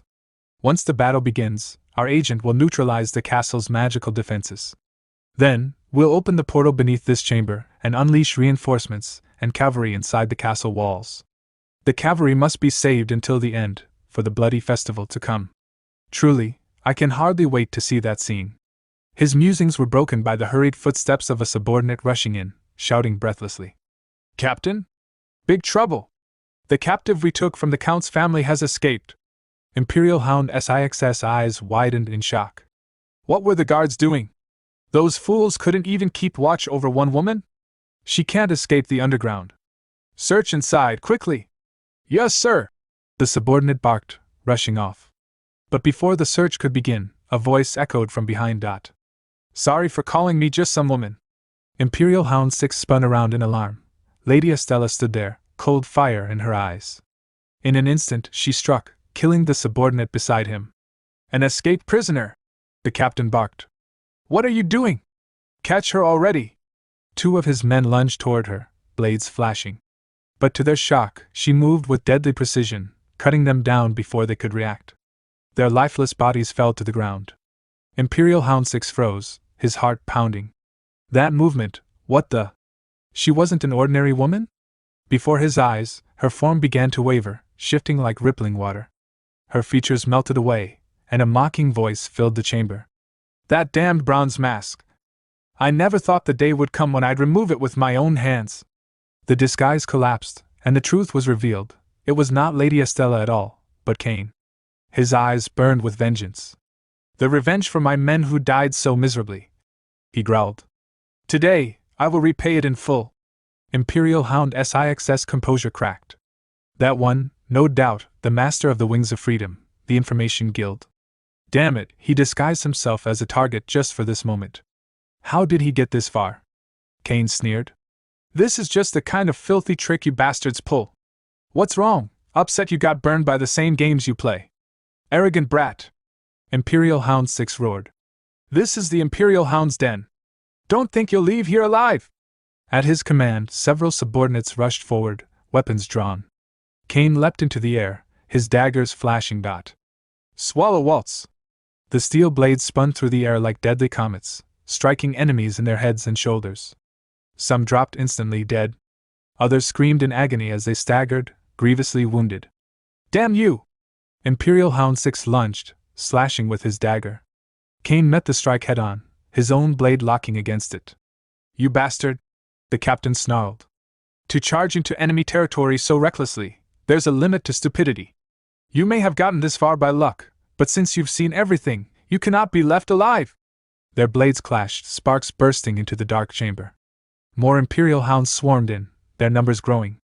Cain only smiled coldly. So you've all crawled out? Before the clash could continue, the ground shook violently. An explosion erupted at the entrance, smoke and fire blasting into the chamber. From the haze, a voice thundered. Wipe out every last one of them. Leave no survivors! Raoul Ashton emerged with his knights, their weapons gleaming. They surged forward, cutting down Imperial Hounds and Empire Mana soldiers alike. Imperial Hound Six's eyes widened in disbelief. What? How are you here? Raoul's gaze fell upon him, calm and commanding. From the looks of it, you must be the one in charge of this tunnel. Why are you here? The captain shouted. Didn't you return to your territory? Raoul glanced around the chamber, almost fascinated. Truly interesting. Does the Empire have a mole unit? How do you always manage to dig these underground tunnels? Imperial Hound 6 ground his teeth. Hundreds of cavalry, over 100 enhanced soldiers and Imperial Knights, all being completely overwhelmed. When did he gather such a force? This is nothing like the scale I saw at the investiture. Raoul's eyes followed the battlefield, pride flickering in his thoughts. For the past 6 months, I've been recruiting talent using the developer's analysis. With the system's aid, we conquered gates and trained without rest. One by one, they rose to expert-class knights. Now, all that effort is finally bearing fruit. But as the slaughter continued, Imperial Hound Six's expression twisted in desperation. My plan, 10 years in the making, is falling apart like this? No. I cannot give up here! He roared, summoning his full strength. A torrent of red aura burst from his body, flooding the chamber with murderous heat. For the glory of His Majesty the Emperor! Raoul's eyes narrowed in recognition, a hint of surprise flickering across his face. That technique, the Black Sacrifice. As the tension in the battlefield reached its peak, Cain assumed his fighting stance, daggers at the ready, preparing to face Imperial Hound 6. Raoul watched silently, contemplating the situation. What do you think, Cain? He wondered. The opponent was no ordinary foe, an expert-level fighter with activated tattoos, now in a berserk state, making them even more dangerous. Yet there seemed to be a flicker of emotion left within them. Would Cain take on such a challenge? Cain's form glowed with a greenish aura, the energy enveloping his daggers as he spoke with quiet resolve. I'm honored that you'd entrust this to me. For the sake of our fallen comrades, I'll make sure to take you down with my own hands. Without hesitation, Imperial Hound 6, fueled by his berserk state, lunged forward, striking with devastating force. Cain met the assault, his daggers clashing with the attack, sending waves of energy and dust scattering across the battlefield. At that moment, Jake approached Raoul and reported, Master, we've taken care of all the Imperial Knights and Demon Cavalry below. Raoul turned, relief flickering in his eyes. That ended faster than expected. Good work, everyone. Observing the duel between Cain and Imperial Hound 6, Jake commented, The berserk monster seems to have the advantage. Will it be okay? Raoul's gaze remained fixed on the fight. He's defending much better than expected. At this rate, the match will be decided soon, he thought. Jake, with a teasing grin, called out to Cain.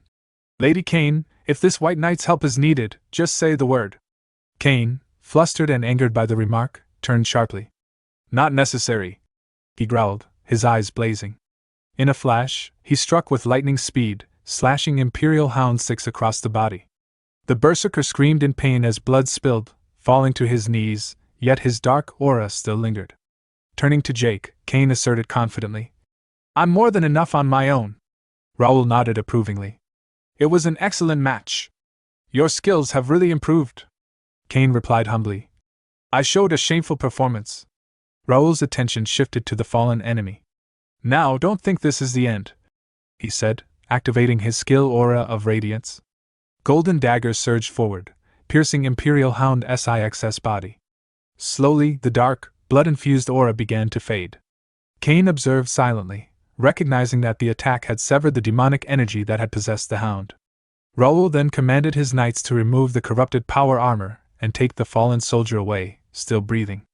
With the armor now on the ground, Raoul extended his hand, his regnator armor absorbing the fallen hound's power. Seeing his strength increase, he muttered, As I thought, this confirms it. Turning to the forest fairy, Ravel, who was examining the armor, he asked her opinion. Yes, Ravel replied, her eyes scanning the system window. To evolve Regnator to the next stage, we need to absorb power armor contaminated with demonic energy. I had a feeling it would be like this. Any other changes? Raoul asked. I think we'll know once the digestion is complete, Ravel answered. What's certain is that this alone is far from enough. Of course, don't worry. We'll have many more opportunities to acquire them in the future, Raoul reassured her. Turning to Jake and Cain, he said, Alright, let's quickly wrap this up and head back. We still have a lot to take care of. Yes, Master, they replied in unison. Raoul handed Cain the mask of Imperial Hound 6. It might be troublesome, but Cain, I'll have to ask you one more time. Leave it to me. This is my specialty, Cain said, donning the mask and perfectly shape-shifting into the form of Imperial Hound 6. Well then, Raoul thought, now it's time to weed out the vermin hiding in the castle. Meanwhile, within the castle, nobles and high-ranking members were summoned. The crowd murmured among themselves. Gathering us like this? I wonder if something bad has happened to the family head. One whispered. Another cautioned. Don't even speak of such ominous things. They might have uncovered those who attacked the inner castle. At that moment, whereon the Golden Bear Knight arrived. May I have your attention, please? He called out. The reason I've gathered you all here today is to ask for your opinions on a certain matter. It concerns a magical message that arrived yesterday evening. The nobles gasped in shock. It was from Viscount Jaden. The messenger explained that Jaden had left the family, wandering foreign lands, but never forgot his duty. He had trained knights and soldiers, hoping to assist when needed. Upon hearing of the family's crisis due to the unprecedented gate incident, and the critical illness of the family head, he had mobilized his forces to come to the county's aid. Baron Jared de Ashton, elder council member of House Ashton, shouted indignantly. What in the world is this? What a long load of nonsense he's written!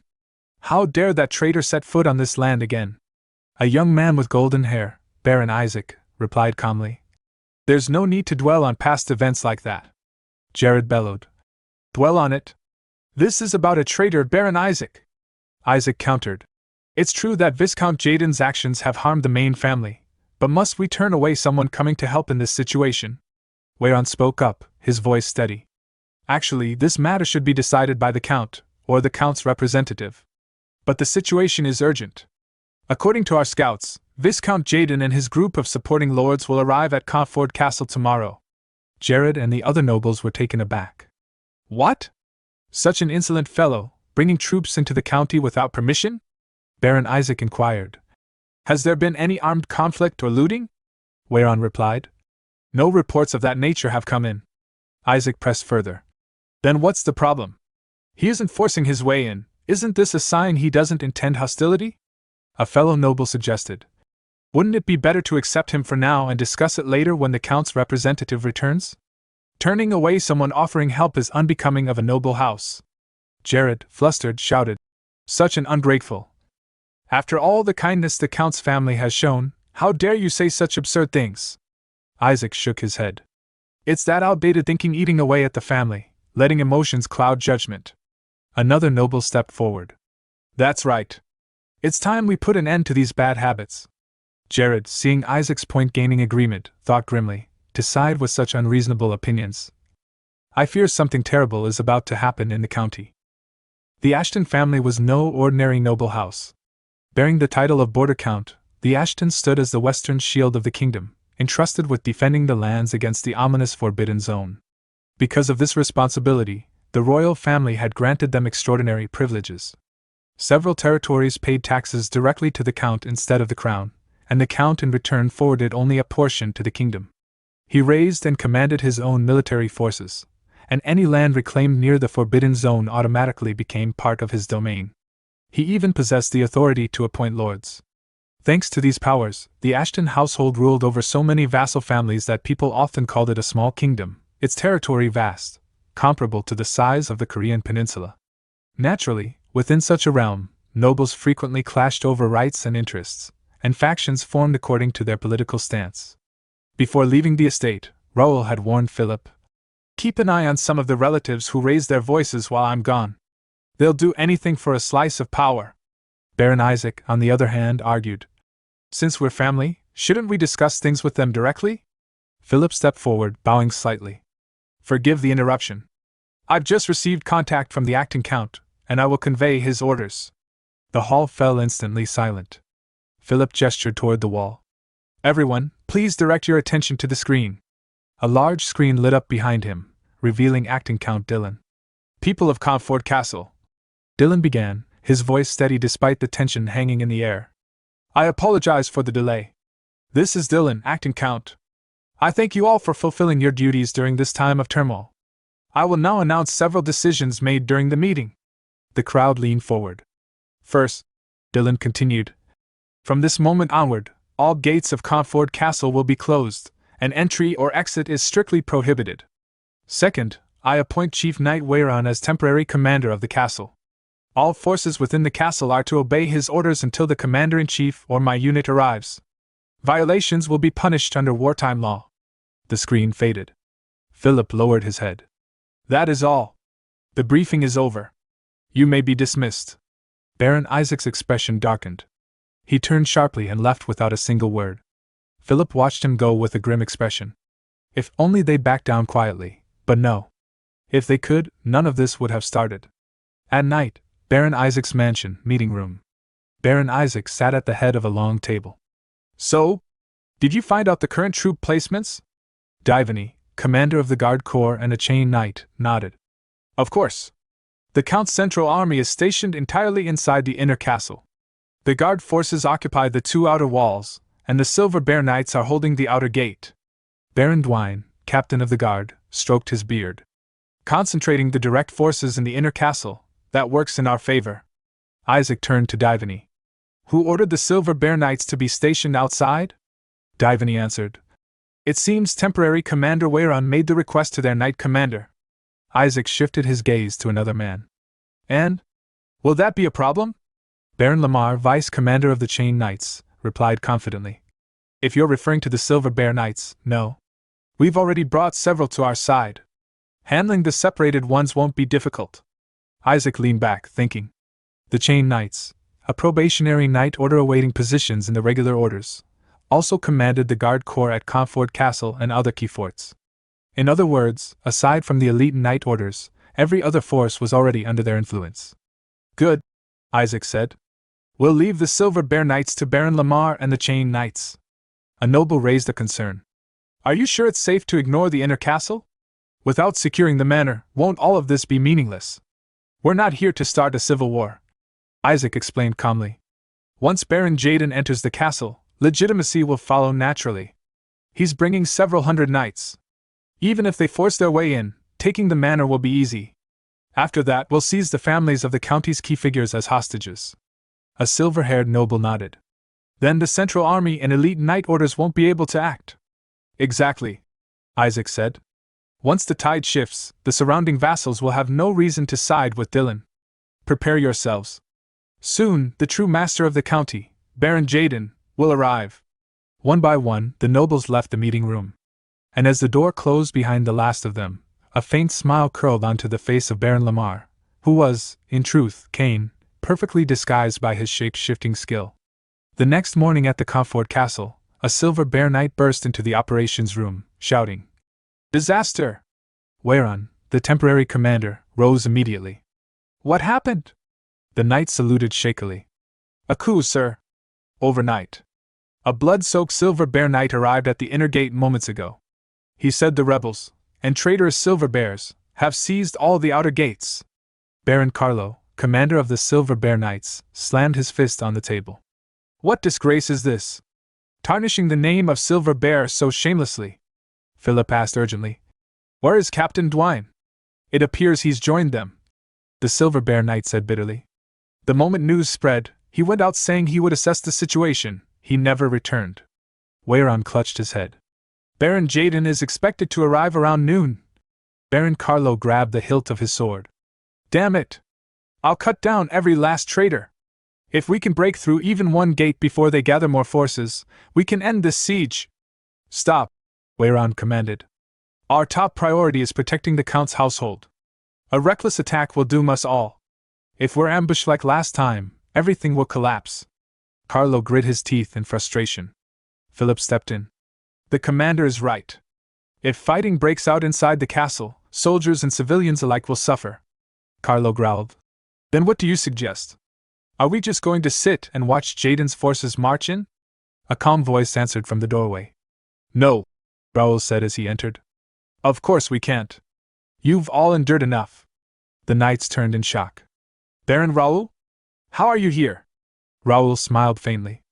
I've come to tell you that I have a way to resolve this situation. Some time later, at the outer walls of Comfort Castle, A cluster of silver bear knights stood wrapped in robes, some loyal, some already swayed by Baron Isaac and Baron Dwayne.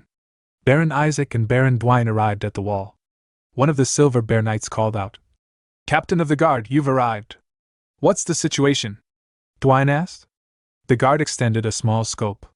"You'll have to see for yourself." Dwayne took a look, only to freeze. There were no soldiers preparing for them outside the inner castle. The eerie stillness made his stomach twist. Seeing his reaction, Baron Isaac narrowed his eyes. "Is there a problem?" "By now," Dwayne muttered. "There should have been some reaction. Why is it so quiet?" Isaac sighed. "They must have realized the situation already. Don't you find it odd? Temporary Commander Wayron is probably hesitating. He clearly lacks confidence in his own judgment." "I hope that's all," Dwayne said quietly. But thoughts raced through his mind. Strange. Even if incompetent, shouldn't he at least send an envoy to gauge our intent? Do they plan to provoke direct conflict? They couldn't be that foolish. We have hundreds of knights here. They can't stand against us. Even politically, Baron Jaden outweighs Dylan. Count Melvin, if you were alive, none of these decisions would have been made. Before he could think further, a massive magic circle flared to life above the outer wall. The guard staggered back. "Something's coming out!" he shouted. A projection formed, Raoul's image appearing above the battlements. Raoul cleared his throat. "Everyone, can you hear me clearly?" Dwayne's face twisted in shock. Earlier, inside the operations room, Raoul had stood before Wayron, calm and steady. "There is a way to resolve this situation." "But my lord," Wayron protested, "the situation is too unfavorable. If battle breaks out inside the castle, there will be no battle," Raoul said firmly. "The reality isn't as dire as it seems. Most soldiers on the outer walls are simply following their commander's orders." Wayron blinked. "What?" "The ones who seized the gates," Raoul explained, "were only some chained knights and nobles. Meaning most guards don't even understand they've been dragged into a rebellion. All we must do is awaken their sense of duty." In present at Raoul's broadcast, Raoul's voice boomed throughout the outer castle walls. "The Ashton County hopes you will not shed meaningless blood. Your duty is to protect your families and neighbors, not to swing swords at comrades. Do not be swayed by the instigation of a few shameless traitors." Baron Isaac slammed his fist against the wall. "Damn it! Stop that broadcast!" But already, soldiers were stepping back from their positions, refusing to obey. Isaac's face twisted. "He's branding us as shameless traitors. We'll lose control at this rate." Raoul continued. "I, Raoul de Ashton, give you my word, no soldier forced into rebellion against their will shall be held accountable." Isaac shouted frantically to the troops. "Don't be fooled! They're lying! The real rebels are those who seized the inner castle." But the soldiers didn't respond. Many quietly formed ranks facing inward, no longer loyal to Isaac's faction. Dwayne felt his confidence slipping. "This isn't turning in our favor, but we still hold the gates. Time is on our side. Once Baron Jaden arrives, everything changes. Raoul can't hope to retake this place." He clenched his jaw. He doesn't have the strength. At the inner gate, several nobles arrived with their troops. A knight asked, "State your affiliation." A brown-haired noble stepped forward. "Tyrannian de Ashton. I heard the broadcast. I've come to lend what strength I can to subdue the traitors." A red-haired noble named Zenito Talon stated, "I request to join the suppression force." A knight with flowing golden hair smirked. "I heard there are fools bold enough to rebel. I came to see for myself." Moments later, a guard rushed into the operations room. "Sir Wayron! Over 2,000 reinforcements have arrived at the inner castle. The adjutant has finished arranging them. Everyone wishes to punish the traitors at the outer walls." Wayron exhaled slowly. Everything is unfolding exactly as Lord Raoul predicted. Meanwhile, at the outer wall, several rebel knights whispered nervously. "Did you see the forces inside the inner castle? Are we seriously about to start a civil war?" "I'm out. I was only following orders." They dropped their weapons and fled. Their commander barked after them. "Guards! Get back here! That's direct disobedience." Inside the inner walls, knights raised their swords high. "Strike down the traitors who dared rebel against the Count's house!" The battle cry echoed across the city. On the outer wall, Baron Isaac and Baron Dwayne watched the overwhelming force forming before them. Isaac swallowed hard. "Lord Dwayne, What should we do? We can't possibly stop a suppression force of that size. But Baron Jaden will be here soon. Dwayne remained silent for a long moment. His eyes drifted to the trembling soldiers behind him, morale shattered at the sight of united forces in the inner castle. Finally, he said, "Tell the archers to ready fire arrows. Gather the nimblest men, prepare oil and fire." Isaac's eyes widened in horror. "Lord Dwayne, think rationally. There are homes beneath us. Setting fire here would, I am being rational," Dwayne snapped. "Now that we've been branded as traitors, why hold back? If we burn the gates and the city streets, we can at least buy time. Either way, if we lose, we die. Push this far, all we can do is fight to the bitter end." Baron Isaac hesitated, torn between fear and reason. "But if we burn the castle," he argued, "we'll lose the support of the neutral nobles." Baron Dwayne, already pushed to desperation, dismissed the concern with a harsh scoff. "We're about to die. Do you really think that matters now? In this chaos, do you think the people will know who set the fire? We can make excuses for that later. What matters now is reuniting with Baron Jaden." Isaac fell silent, realizing the grim truth behind Dwayne's words. At last, he turned away and muttered, "I'll order the soldiers to do as you say." "Good," Dwayne replied coldly. As Baron Isaac pivoted to leave, Baron Lamar arrived, though the man was actually Cain in disguise. Isaac brightened immediately. "Baron Lamar, perfect timing, we need your help. Order some of the chain knights to take oil and set the streets on fire. This time we'll break the gates and, amidst the confusion." But he never finished. Cain drew his sword in one smooth motion and slashed downward, cutting into Isaac's arm. The Baron collapsed to the ground with a cry as blood splattered across the stones. Baron Dwayne froze, bewildered. "What is this?" Cain glared at them both, his voice dripping with disgust. "I can't stomach this any longer. Just listening to you makes my ears rot." Isaac, clutching his wounded arm, gasped. "What is this?" Cain didn't bother answering. He raised his voice and commanded, "Knights, seize all the rebels here!" His men, who had infiltrated the rebel force earlier, immediately turned and clashed against the traitorous knights. Baron Dwayne, reacting on instinct, unsheathed his sword and charged. Cain parried the powerful strike with ease, blades screeching as sparks flew between them. "Betrayal?" Dwayne spat. Cain smirked. "Don't make me laugh. Who's calling who a traitor?" Dwayne's eyes narrowed. Something about Cain's movements felt wrong, too fluid, too mocking. Then realization struck him. "You're not Lamar. Did you really think I wouldn't recognize a direct subordinate I've known for years?" With a fierce swing, Dwayne forced Cain back a few steps.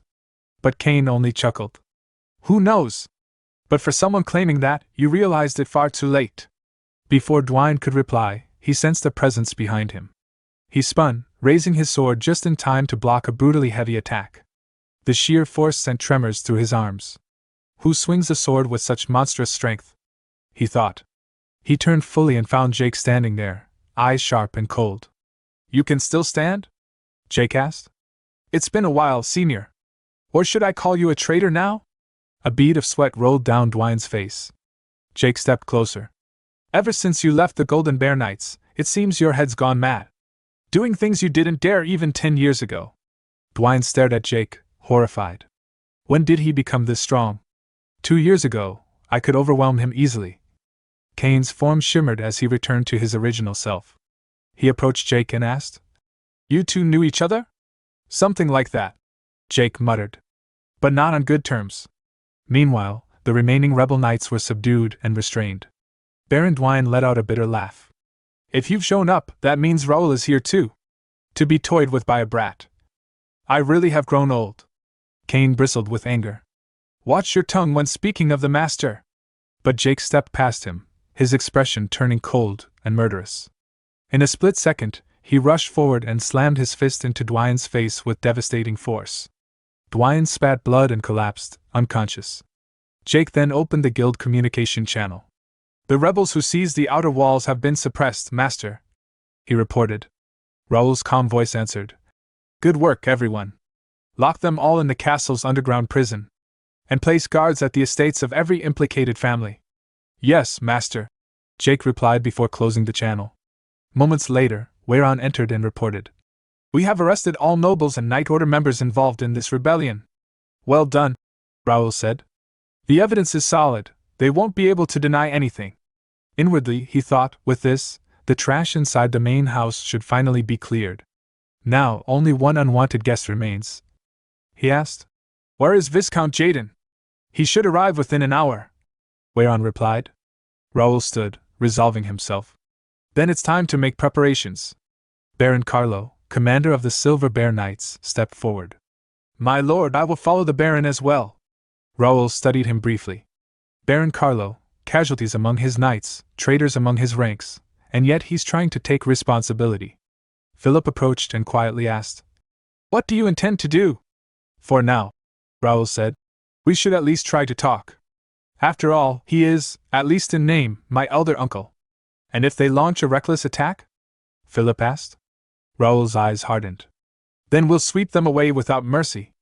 Far from the castle, Viscount Jaden and his knights marched along the road, steadily approaching Comfort Castle, unaware of the storm waiting for them. Some time later, when Viscount Jaden and his knights were still a few kilometers away from the castle walls, he paused and scanned the distance, searching for a signal. Turning to Baron Tate, he asked whether there was still no contact. Baron Tate replied that the last message had come 2 hours ago. He urged calm, suggesting they think positively. The fighting, he reasoned, must be so intense that no one had found the time to send a magic orb. Viscount Jaden's son then spoke up, agreeing with Baron Tate. Even the weakest forces, he said, could not possibly hold the outer walls for 2 or 3 hours. Even if the situation was unfavorable, the defenders would have suffered heavy losses fighting among themselves. Viscount Jaden nodded in agreement, saying that was likely the case. With that, the group continued their march toward the castle. However, when they finally arrived, shock spread across their faces. They exchanged nervous glances as they took in the scene before them. Standing at the front gate was Wayron, flanked by the Golden Bear Knights. Wayron stepped forward and announced himself as the temporary commander of Comfort Castle. From that point onward, he declared, no one would be allowed to enter without permission, and he ordered them to leave. For a brief moment, silence fell. Then Viscount Jaden spoke, his tone sharp but controlled. He acknowledged Wayron's resolve in protecting the castle, but criticized his lack of discernment. He claimed he had come only to protect his sick sibling and the castle itself, and questioned by what right someone outside the Count's household dared to block his path. He insisted that the acting Count had ordered that no one be allowed entry except authorized personnel, and demanded Wayron stop making a fuss and stand aside. Those words ignited Viscount Jaden's anger. He raised his voice and shouted, asking who Wayron thought he was to decide whether he could stay or leave. He ordered the gate to be opened at once. In response, Wayron's knights immediately shifted into their fighting stances. At that moment, Raoul arrived and calmly stated that Viscount Jaden would not be allowed to enter the Count's castle. The sight of Raoul made Viscount Jaden visibly tense, shock and unease flashing across his face. Raoul introduced himself, explaining that this was their first meeting. He was Raoul de Ashton, the Count's third son and the current temporary lord of Comfort Castle. Viscount Jaden ground his teeth in frustration, thinking bitterly that the crafty bastard had supposedly returned to his own territory. Aloud, he accused Raoul of failing to learn from his father how to treat his elders. Raoul smiled faintly, but his expression quickly turned serious. He replied that if Viscount Jaden truly wanted respect as an elder, he should not have betrayed the family. His name, Raoul reminded him, had already been struck from the family register, yet he still acted without shame. Hearing this, Viscount Jaden's eyes reddened as he clenched his teeth. Raoul then signaled to Wayron for the letter. Wayron immediately handed it over, and Raoul began reading it aloud, calling out the names, Viscount Jaden, Baron Esteban, Baron Kian, Baron Amos, and Baron June. At the sound of their names, the barons stiffened, fear creeping into their faces as they began to tremble. Raoul continued, declaring that those named had committed rebellion by bringing in outside forces and moving troops without authorization. In the name of acting Count Dylan de Ashton, he ordered them to disband immediately. One of the barons cried out nervously, insisting it was all a misunderstanding. He claimed he had only been escorting the Count's elder brother, and that calling it rebellion was absurd.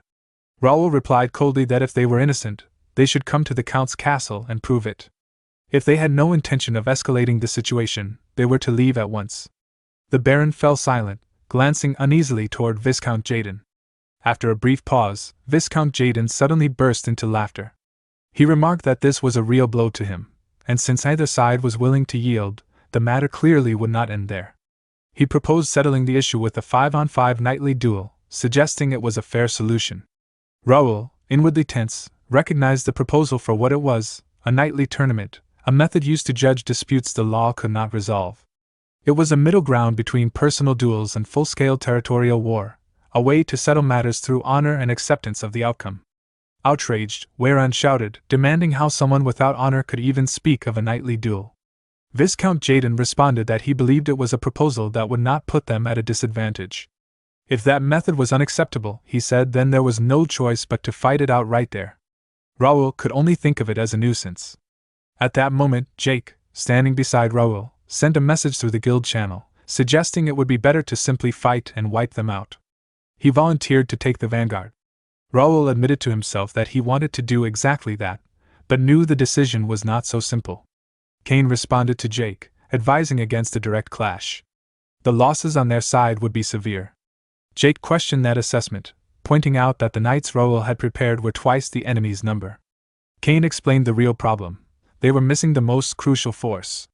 All of Viscount Jaden's knights were equipped with power armor. That realization made Jake uneasy. Raoul, meanwhile, acknowledged the truth of it. Power armor was the real issue. Although they had gathered some themselves, their numbers were far too small for the manpower involved. Even if a battle began, the castle walls would suffer massive damage against armored knights. To fight here would mean accepting enormous losses. A proper battle, he knew, was one fought on chosen ground, at a chosen time. Letting out a slow sigh, Raoul finally asked Viscount Jaden what he wanted. Viscount Jaden answered that if his side won, a few lords, including himself, would be allowed to return to the inner castle to meet the Count. If they lost, they would quietly withdraw their troops. In his heart, Viscount Jaden reflected that having come this far, they had to at least fulfill their stated purpose of paying respects. Only then could they seize future opportunities. Though they treated him as an outsider now, everything would change if Melvin died. What he needed was a clear justification to aim for the next countship. Raoul remained silent for a moment before giving his answer. Very well, he said, they would accept the nightly duel. Hearing this, Weyran and the other knights looked on in confusion at Raoul's decision. Meanwhile, Viscount Jaden's lips curled into a sinister smile as he thought to himself that this was exactly what he wanted. Today, right here, he would prove beyond doubt that Raoul's way was wrong. Viscount Jaden nodded with satisfaction and declared that the negotiations would begin. He immediately ordered Baron Tate to handle the formalities. Baron Tate stepped forward and announced that, according to continental law, the nightly duel would follow a best-of-5 format, with the first side to claim 3 victories being declared the winner. A match, he explained, would be decided when one combatant was rendered unable to continue or formally declared defeat. He then asked if there were any objections. Raoul answered calmly that he had none. Baron Tate smiled and confirmed the arrangements. The duel would take place in 30 minutes on the plains outside the castle. Both sides were instructed to complete their preparations and assemble at the castle gates. With the terms settled, Raoul and his knights returned inside the castle, the massive doors closing behind them. Inside, several knights gathered around Raoul as he turned to face them. Weyran spoke first, volunteering the Golden Bear Knights to take the vanguard. Baron Carlo, commander of the Silver Bear Knights, added that his order was equally confident. A Chain Knight then spoke up hesitantly, apologizing before asking whether the Chain Knights might also be given a chance, if only to bolster the morale of the reserve forces who would one day become the backbone of the county. Raoul observed their enthusiasm in silence, thinking that everyone was brimming with confidence. As knights who valued honor above all else, it was only natural that they wished to step forward in such a moment. At that point, Jake stepped forward and asked Raoul to leave the matter to him, declaring that he would personally crush the traitors. Raoul refused immediately. Surprised, Jake asked why. Raoul reflected that, strictly speaking, the First Knights, Jake's order, answered directly to him. For an issue of this magnitude, it was better to resolve matters through the Count's direct authority, with minimal personal involvement from Raoul himself. To firmly consolidate control of the county, the strength and resolve of the Count's household had to be demonstrated. Since Raoul had already declared independence as the Lord of Calypso Castle, stepping in personally would only complicate matters. As he pondered who should be sent instead, a voice suddenly called out behind him. Baron Raoul. Raoul turned toward the speaker. The scene then shifted to Viscount Jaden's camp barracks. Baron Tate remarked that things had become messy, but in the end, they had worked out well. He expressed disbelief that their opponents had agreed to a nightly duel so easily, concluding that, impressive as they might have seemed, they were ultimately hot-headed youths. Viscount Jaden smiled and dismissed their opponents as nothing more than a night order hiding in some rural backwater. There was no way, he claimed, that they could defeat the Black Bear Knights, who had trained for 15 years. He turned as he spoke to a massive, muscular man, Luciano, commander of the Black Bear Knights. Luciano answered confidently that there was no reason to lose to lazy fools clinging stubbornly to outdated sword techniques. Their opponent's tiresome style was obvious at a glance, and since they knew nothing about the Black Bear Knights, the duel was already decided. At that moment, another man lowered his hood and spoke up, saying he would like a turn as well. Viscount Jaden welcomed the offer, though he found it curious that the man had suddenly volunteered. The speaker was Graham of the Delanian family from the Bread-Den Republic. He explained that he had grown tired of simply following along, and wanted to experience the great sword style praised as the finest in the kingdom of Reuben. Viscount Jaden inwardly scoffed at the insolence. After sparring with his men, Graham had suddenly developed an interest in the ancestral great sword art. Turning away, Viscount Jaden told him he would leave it in his hands. Graham replied casually, telling him to go and take care of things properly. Viscount Jaden smiled to himself. No matter how it unfolded, this would mark the end of the foolish main house. Whoever stepped forward, he intended to crush them all.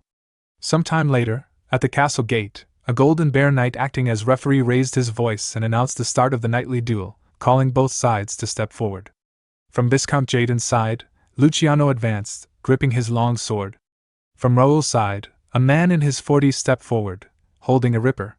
At the sight of him, Luciano burst into laughter and mocked the Count's household, asking if they truly had no talent left, to the point of sending a retired old man into battle. The man answered calmly that Luciano, for all his loud boasting, seemed no different from how he had been 16 years ago. Hearing this, Luciano ground his teeth in anger and hurled an insult at the old man. From the sidelines, Raoul watched the exchange in silence. The referee ordered both fighters to prepare. They each took their stances, and with a sharp command, the referee declared the first match to begin. Luciano immediately swung his massive sword, sending a slash of reddish aura roaring toward his opponent. The old man drew his sword in an instant, dodged the attack with swift movement, and charged straight at Luciano, taunting him by asking whether he was going easy on a dying old man. Flustered, Luciano lashed out repeatedly, sending wave after wave of slashes, all of which the old man evaded with ease. The old man rebuked him, remarking that his habit of swinging wildly when provoked had not changed at all. Luciano roared back, telling him to shut up and vowing to crush the Count's boring swordsmanship with his own hands as he began to prepare a powerful thrust.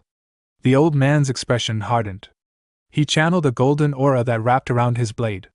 Luciano lunged forward with his thrust, a beam of reddish aura surging ahead of his sword. The old man, however, remained calm and held his stance. When the aura faded, he was still standing, completely unharmed. He observed that Luciano had clearly studied a great deal, noting that he was imitating the spear techniques of the Brennan Republic. Luciano smiled and praised the old man's sharp insight, but insisted it would do him no good.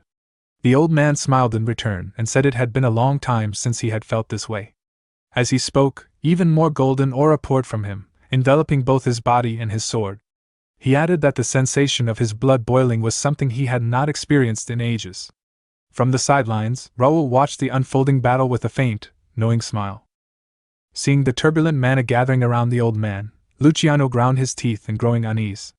He could feel it clearly. The flow of the old man's mana had suddenly changed. How can a retired old man wield such power? He wondered in disbelief. Sir Zion surged forward to attack. Luciano swung his sword in response, and the mana-coated blades collided, their energies crashing violently against one another. As their swords met, Zion smiled inwardly. His body felt impossibly light, as though he had returned to his prime. To him, this could only be the blessing of the gods upon Raoul. His thoughts drifted back to earlier, when he had stepped forward and addressed Raoul directly, asking if he might take part in the nightly duel. Raoul had immediately recognized him as Sir Zion and calmly reasoned that their opponents would surely send out fighters well acquainted with the Count family's swordsmanship. Straightforward knights would inevitably fall to carefully prepared counter-techniques. Zion had replied that he had no intention of belittling the Count family's 1,000-year sword tradition, but in a situation like this, the experience of an old man might be necessary. Raoul had reflected on Zion's past, former vice-captain of the Golden Bear Knights, a top-tier expert who had fought in countless inter-kingdom duels and tournaments. In unpredictable situations, few could match his skill. With that in mind, Raoul had accepted without hesitation. Even so, Weiran had been quietly troubled by the decision. It was not that he doubted Xian's ability, but the knight had been retired for years, his mana greatly diminished. He wondered if Xian would truly be all right. Some time later, Xian had stood alone, unsheathing his sword with a wince as pain shot through his arm. At that moment, Raoul had approached him and asked for a moment of his time. Before Xian could question it, Raoul clasped his hand, golden aura radiating outward. Xian had been stunned as warm, radiant mana enveloped his body. In that instant, he realized the chronic pain that had plagued his arm for years had vanished completely. Not only his body, but his mind felt clear and refreshed.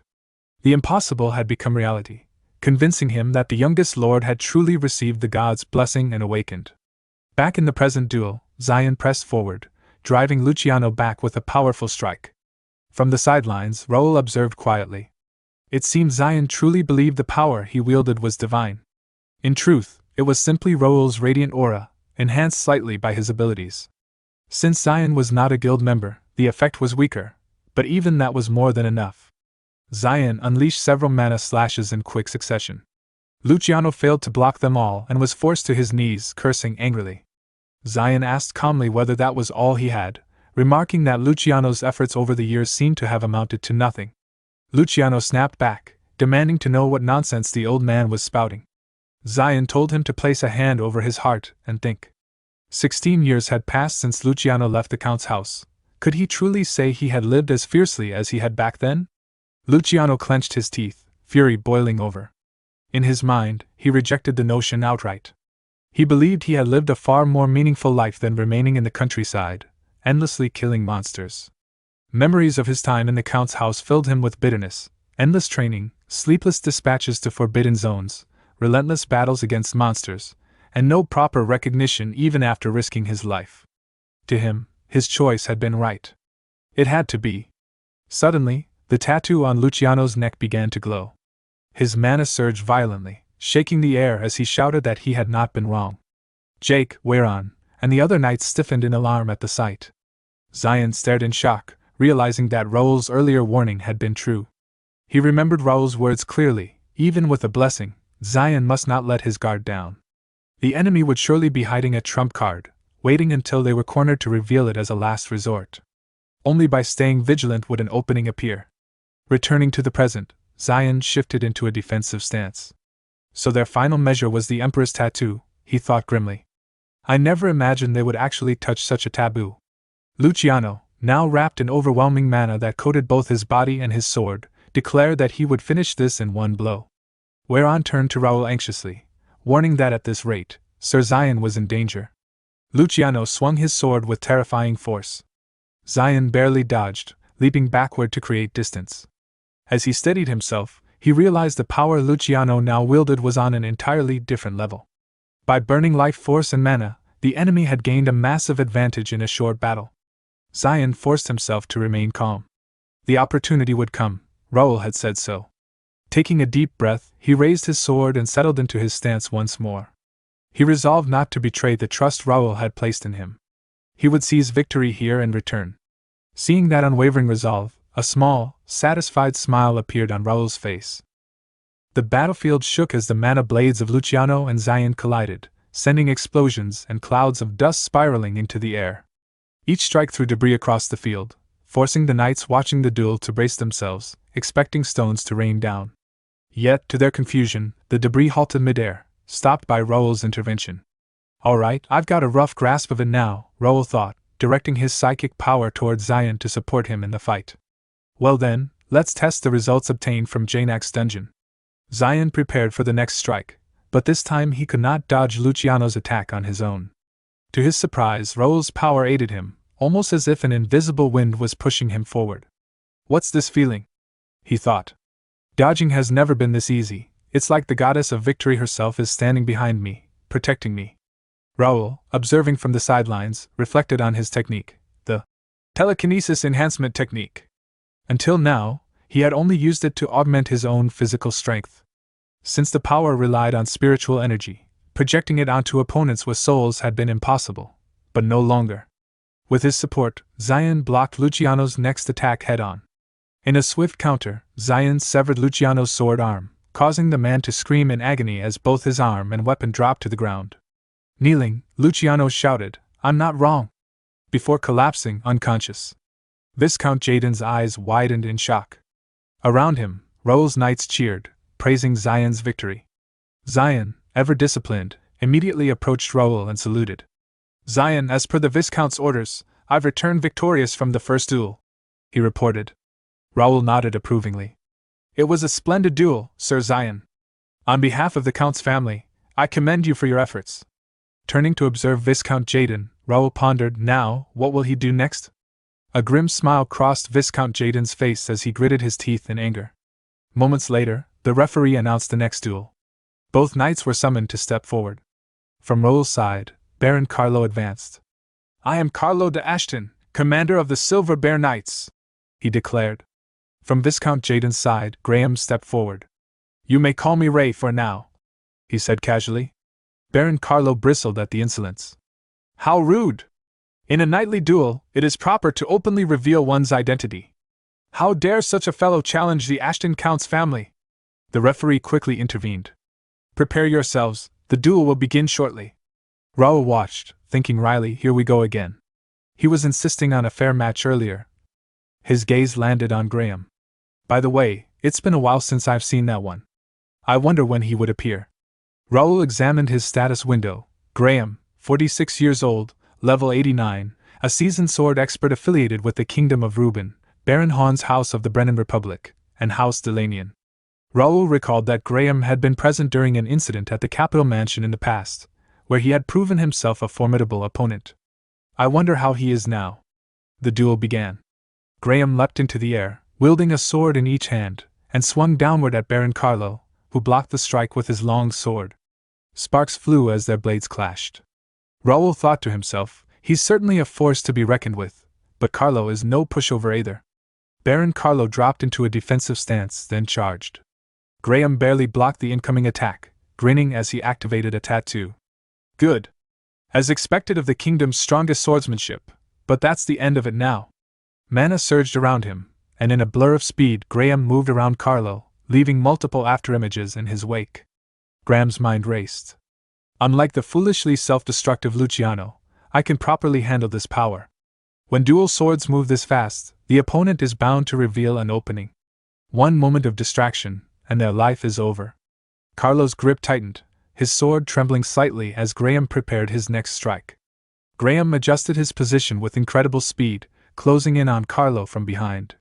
"He's shown an opening, regret it in hell, you fool," Graham thought. Swinging his long sword with deadly precision, he struck. Blood spattered as Carlo's blade met Graham's attack, and Graham began to fall to the ground from the impact. Raoul's Golden Bear Knights were stunned by the display. Carlo, gritting his teeth, shouted, "What's with those superficial movements? You're all show and no substance, you idiot!" Graham lay defeated on the ground as Baron Carlo turned back toward the Count's side. The knights erupted into cheers at the sight of his victory, and Raoul smiled faintly in approval. In his heart, he acknowledged the result with calm confidence. Indeed, a top 10 active knight of the Count's family would not fall so easily. With one round remaining, the knights' duel would end in overwhelming victory for their side. Meanwhile, inside Viscount Jaden's tent, fury exploded. He hurled the papers from his desk, his furious shouts causing the guards stationed outside to tremble in fear. Inwardly, Jaden seethed. Both fighters he had sent out to seize the upper hand had been completely defeated. This outcome should never have happened. At that moment, 2 Black Bear Knights entered the tent. One stepped forward urgently, begging to be sent out and vowing certain victory. The other claimed familiarity with the Count family's swordsmanship and requested the chance to fight. Viscount Jaden roared at them to be silent. Even Luciano, he reminded them, had been helplessly defeated by the Count's old knight. What made them think they could succeed where he had failed? This duel had to be won, no matter the cost. The 2 knights fell silent, their confidence crushed. Then Viscount Jaden's son entered the tent. With a composed expression, he declared that he had a method to change the flow of the duel and asked his father to entrust the match to him. Jaden hesitated, knowing that if they lost now, everything would be over. Yet he needed to overturn the situation by any means necessary. Finally, he agreed, ordering his son to go and win, no matter what trick he used. The young man bowed and promised not to disappoint him. Inside Comfort Castle, Raoul stood with Zion, Carlo, Weyron, and another knight. Raoul was about to assign the next fighter when a golden knight stationed at the gate approached and apologized for the interruption, requesting that Viscount Raoul step outside for a moment. Confused, Raoul climbed the castle wall with the others and looked down beyond the gate. There, Viscount Jaden's son stood, shouting repeatedly. He introduced himself as Titus de Ashton, heir of Viscount Jaden and senior knight of the Black Bear Knights, declaring that he had something to say to Raoul de Ashton of Comfort Castle. The guards informed Raoul that the man had been shouting the same words for quite some time. Raoul called down from the wall, asking what Titus wanted to say. Titus raised his head and accused Raoul of unjust actions in the name of House Ashton, challenging him to determine right and wrong with their swords. Raoul calmly asked whether Titus was the third knight representing Viscount Jaden's side. Titus denied it, insisting this was a personal duel, unrelated to the knight's duel. Hearing that, Raoul turned away and refused outright, questioning what qualifications Titus had to issue a challenge without even holding a proper title. Titus was stunned. Raoul had seemed hot-blooded, yet he rejected the duel without hesitation. Realizing that the knight's duel was turning against them, Titus resolved to invalidate it by any means necessary. If Raoul de Ashton, the one responsible, could be incapacitated, the situation might still be salvaged. Acting quickly, Titus shouted again, declaring himself the third dual knight. He taunted Raoul, daring him to cross swords and claiming that a true descendant of the prestigious Ashton Count's family would not fear defeat. Raoul stopped and turned back at once. If Titus was the third contestant, then the matter was different. He accepted the duel. Titus smiled darkly, convinced that Raoul had taken the bait. Zion immediately voiced his concern, urging Raoul not to accept. They already held the advantage, and letting other knights handle it would be safer. Stepping forward himself was far too dangerous. Raoul reassured him calmly, asking for his trust. After all, he was the one who had received divine blessing. Some time later the duel began. Raoul and Titus stood facing one another with swords drawn. Titus lowered himself into a fighting stance, while Raoul calmly observed his status window. Titus was 28 years old, a level 69 mid-level sword expert affiliated with the Kingdom of Reuben and Viscount Jaden's house. His abilities were impressive, bolstered by noble bloodline traits and sharp instincts. Raoul acknowledged silently that Titus was talented. Not even 30, yet already a mid-level expert. If he activated his tattoo, few of his age could rival him. Titus, on the other hand, sneered inwardly. Raoul stood too openly, full of apparent openings. Arrogance, he thought, had its limits. Whatever Raoul had accomplished at the knighting ceremony meant nothing, he was still only a mid-level expert. Even geniuses could not reach mastery so quickly. Confident of victory, Titus activated his tattoo. In the next instant, Raoul swung his sword and unleashed mana slashes. Titus froze in shock as he felt the overwhelming pressure behind them. A monster, he realized. Raoul had been hiding his true strength. He had already reached upper-level expert, so powerful that Titus could not even touch a single strand of his hair, even with his tattoo activated. Raoul's mana slashes struck again and again, sending Titus flying backward and crashing into the ground. Viscount Jaden watched in disbelief, equally stunned. Raoul approached the kneeling Titus and calmly asked whether he acknowledged his defeat, his sword pointed at Titus's head. Coughing blood, Titus admitted defeat without protest, accepting it cleanly. Raoul sheathed his sword and turned away, declaring the knight's duel finished. He would now receive the official declaration of defeat from Viscount Jaden. But as Raoul turned his back, Titus's voice rang out behind him. Though the duel was lost, it was not over. With a desperate snarl, Titus leapt forward from behind, swinging his blade down and shouting that this would be the end for Raoul as well. Raoul sensed the attack at the last possible moment and glanced back. Behind him, Titus wore a sinister smile, convinced of his victory. In his mind, Raoul's mistake was already fatal. At such close range, even if Raoul blocked the mana blade, internal damage would be unavoidable. This, he believed, was the price of carelessness. But before Titus could reach him, Raoul activated his psychokinesis. Titus's body froze in midair, halted as if crushed by an invisible force. Terror flashed across his face as overwhelming pressure wrapped around him. No matter how he struggled, his body refused to move. He could not comprehend what power had seized him. Raoul turned fully to face him, his voice cold and steady. He condemned Titus for attempting a surprise attack during a sacred duel and calmly warned him that such audacity carried consequences. With a subtle motion, Raoul intensified his psychokinesis and twisted Titus's leg. A sickening sound echoed as Titus screamed in agony and collapsed to the ground. Clutching his shattered limb, he cried out that he had been wrong and admitted defeat, his voice shaking with pain and fear. Raoul drew his sword, his expression unforgiving. Admitting defeat now, he declared, was meaningless. For daring to defile a duel sanctioned by the Count's family, Titus would pay with his life. He raised his blade and brought it down as Titus shut his eyes in despair. At that instant, a blade intercepted Raoul's strike. Viscount Jaden had stepped into the arena. His sword blocked Raoul's attack, and in the same motion he countered, forcing Raoul backward despite his attempt to defend. The sudden intrusion sent a ripple of shock through the spectators. Zion exclaimed in alarm that someone had barged into the arena. Raoul steadied himself and fixed his gaze on the newcomer, asking whether Viscount Jaden had truly decided to throw all caution aside. Jaden answered with furious scorn, accusing Raoul of overstepping his place. To him, Raoul was nothing more than a brat of the Count's family, not even a proper heir, daring to wield a sword and act as judge. The order of the domain, he claimed, had sunk to its lowest point. Right there and then, he vowed to prove who the rightful heir of the land truly was. Around them, both sides raised their weapons and moved into formation, the tension thick enough to suffocate. Raoul smiled faintly and declared that this was perfect. There would be no need to go anywhere else to settle the matter.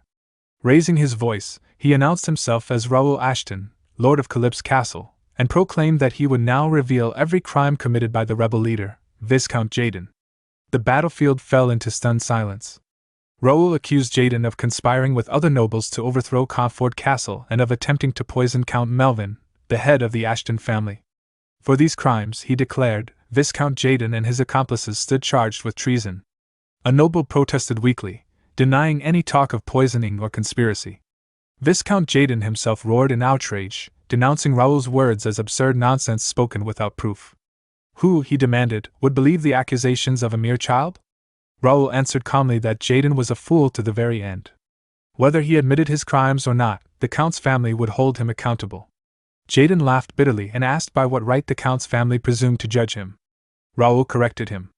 He was not the one who would pass judgment. At that moment, the gates opened, and a surge of blue mana flooded the area.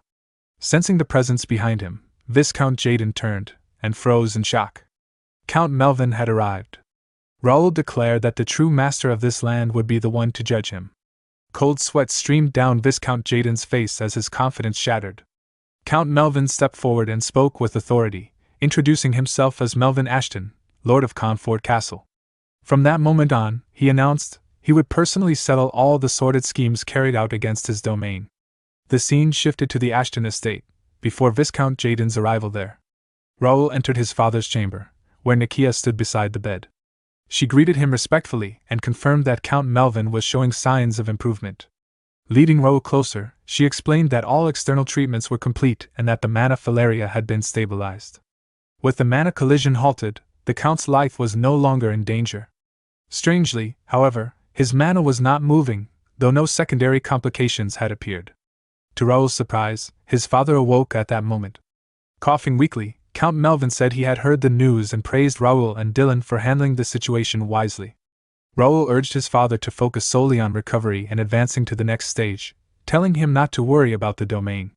But Melvin shook his head. He confessed that he had struck a wall he could never overcome, a limit unlike any hardship he had faced before. Each time he reached for it, it felt as though a god's voice told him this was as far as he could go. In his heart, Melvin lamented his failure.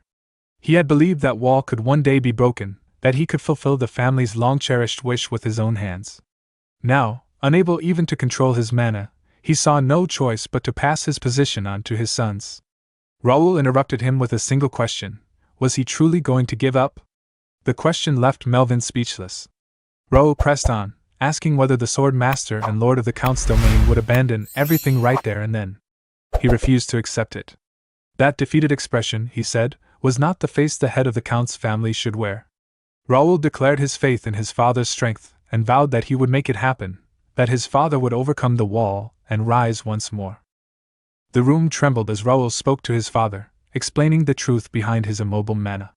The only reason your mana isn't moving, he said firmly, is because those cowards used poison. You can't despair simply because scoundrels tried to deceive you. You're not an empty shell, your power remains intact. Count Melvin laughed softly at his son's words, a mix of relief and pride shining in his eyes. You're right, son, he admitted, his voice steady. Absolutely right. The change in his mood caught Raoul by surprise, a brief light piercing the weight of tension around them. Melvin's expression hardened as he reflected on himself. I've shown you a pathetic side of myself, he confessed. This isn't who I truly am. I had almost forgotten that my life has been forged through endless challenges and effort, that it's what made me an outstanding swordsman and head of the House of Ashton. Is this as far as I go? My destiny? If this is the will of a god, I'll break it, no matter what. Blue mana began to radiate from him as he focused on regaining control. Nikia's voice cut through the aura of power, alarmed. No, Count, you can't! If you force your mana like that, a backflow could occur. Your mana road might rupture. Raoul quickly stopped her, shaking his head. Everyone has something more important than their own life, he said. Right now, Father wants to reclaim his. Nikia, set up a barrier immediately to seal this area from the outside. Yes, Nikia replied, moving to follow his command. Raoul then summoned his forest fairy, Ravel. Can you help me? He asked, and she responded without hesitation. Of course. Stabilize the mana here, Raoul instructed. And cast support magic on my father. Ravel moved immediately to follow his order, her magic weaving into the room, while Nikia reinforced the protective barrier. Meanwhile, Raoul called forth the spirit of Karl, sealed within his regnator armor. Observing the Count's condition, Karl spoke with grave certainty. As I suspected, something is suppressing the Count's mana haul. That explains the imbalance between his mana capacity, his level, and his physical condition. Raoul's voice was sharp. Is there a way to fix it? Karl shook his head. This isn't about his skill or will. Something external doesn't want him to advance to the next stage. A being with power rivaling a god seems to have intervened. Count Melvin struggled, his body showing signs of strain as he tried to control his surging mana. Nikia warned, her voice urgent. Raoul, it's the initial symptoms of a backflow. At this rate, it's extremely dangerous. Raoul stepped closer, his eyes locked on his father. Father, he said with determination, that wall blocking your path is a curse. I know you would never yield to it, and one day you would overcome it yourself. But the world will not leave us alone, and the House of Ashton needs your strength now. Don't refuse my request this time. I will help you shatter that detestable wall and fight alongside us. Without hesitation, Raoul sent the guild invitation through the system to his father. The world seemed to freeze as several red warning windows appeared around him, each flashing dire messages, errors, forced scenario warnings, and calculations predicting catastrophic outcomes if Raoul's actions continued. The system cautioned that releasing Count Melvin's binding force could extinguish thousands of related quests and drastically diminish Raoul's influence in the House of Ashton. But Raoul ignored the warnings. Screw that, he muttered, sending the guild invite to his father. Time resumed, and Melvin accepted the membership. The Count's mana erupted violently, thrumming through the room like a storm. Karl's voice rang out urgently. Get everyone away from the Count! Raoul reacted instantly. He grabbed Ravel and carried Nikia to safety, as the mana surged around the Count. Philip, stationed as guard, was equally stunned by the sheer power radiating through the room. Raoul checked with Nikia. How's the barrier? I've centered it on the room, she replied. It's a little unstable, but the effects won't reach outside the mansion. Ravel reassured Raoul. Leave the mansion's barrier to me. I can control it just fine. Raoul clenched his fist tightly, his mind focused on the warning windows he had seen moments before. With a quiet mutter, he made a vow to himself. I'm done living a life where I'm dragged along by a script someone else wrote. From now on, I'll write all my own scenarios. The Count's mana roared around him, but with the support of his allies and his own indomitable will, Melvin de Ashton began reclaiming control, a storm of blue light illuminating the room as father and son prepared to face the trials ahead together. The room bore the scars of raw power. Shattered windows and splintered furniture testified to the intensity of Count Melvin's uncontrolled mana. Yet now, seated on his bed, the Count had regained command over his energy. Raoul stepped forward, concern etching his features. Father, are you okay? He asked, feeling the lingering weight of his father's immense mana. Count Melvin's expression softened as he looked at his son. At last, he said, voice tinged with both relief and triumph. I have done it. The long-awaited wish of our family, something I could never fulfill. But now, the day has finally come when I accomplish it with my own hands. Raoul, it's all thanks to you. Raoul's lips curved into a proud smile. Congratulations on reaching the realm. You worked so hard, father. Nikia's eyes widened, unable to fully comprehend what she was witnessing, and even Philip joined in, bowing slightly. Congratulations, my lord Count, he said, voice filled with awe. As Raoul and the servants gathered around, Count Melvin reflected inwardly. Thinking I had to surpass the realm by my own strength, it was only stubborn pride. I thought I was alone, but I wasn't. I have people to protect, loyal subordinates, and a family I love. Raoul, I owe this boy yet another debt. Suddenly, a red warning window appeared before Raoul, flashing urgent messages.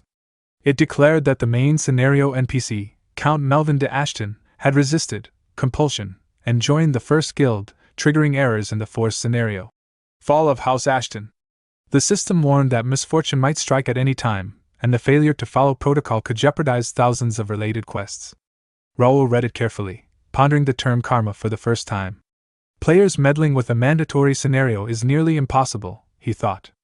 NPCs act as if guided by divine instructions. My existence. I must be a variable.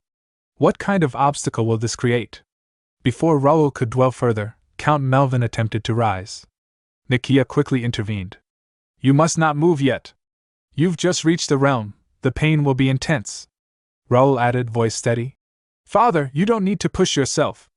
My brother and I can handle this matter ourselves. Count Melvin smiled gently and patted Raoul on the head. I'm sorry for making you worry, he said. And thank you. You've done well all this time. You must have suffered having such a lacking father. I want you to stay by my side and witness the end of this matter.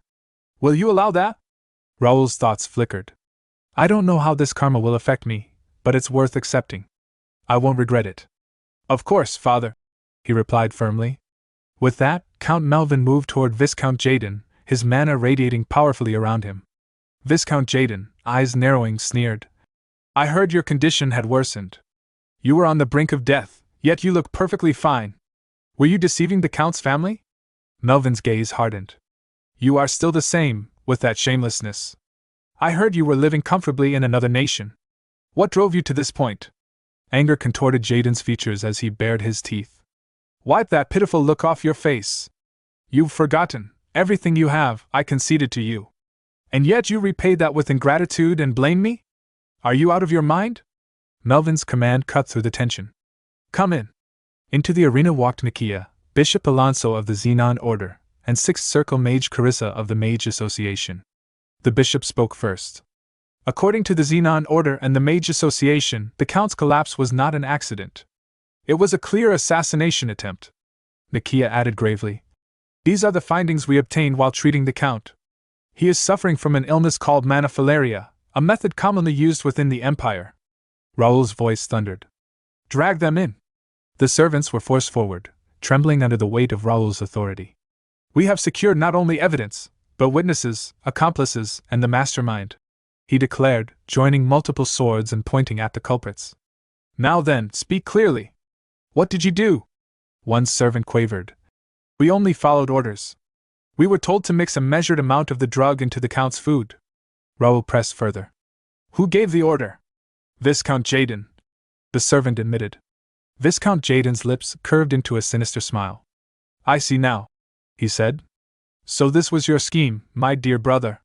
To rid me completely, the one who threatened you, you deceived everyone, even used me. I will never forgive you, Melvin.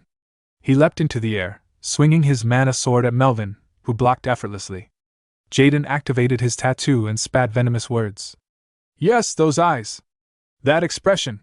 That attitude, looking down on everyone as if you were the best. Decades have passed, yet I never forgot. Everything you took as if natural was originally mine. If not for you, it would all have been mine. Melvin's patience snapped. I can't listen to this any longer. This is where I stop treating you as my elder brother. Viscount Jaden, I charge you with treason for disrupting the Count's domain. Jaden shouted. Don't be ridiculous. Who are you to dare? His words cut off abruptly as he felt Melvin's overwhelming mana. What is this? This pressure, so strong I can barely breathe. Melvin swung his mana sword, and Jaden managed to block, but his arm trembled uncontrollably. No way, this level is the realm of a High Master, he thought in shock. With a roar, Melvin leapt into the air again, his attack exploding into a storm of mana, shaking the ground and filling the arena with raw, unbridled power. We're incredibly close to 17,000 subscribers, and this journey wouldn't be possible without you. If you enjoy our content, hit subscribe and help us reach this huge milestone together.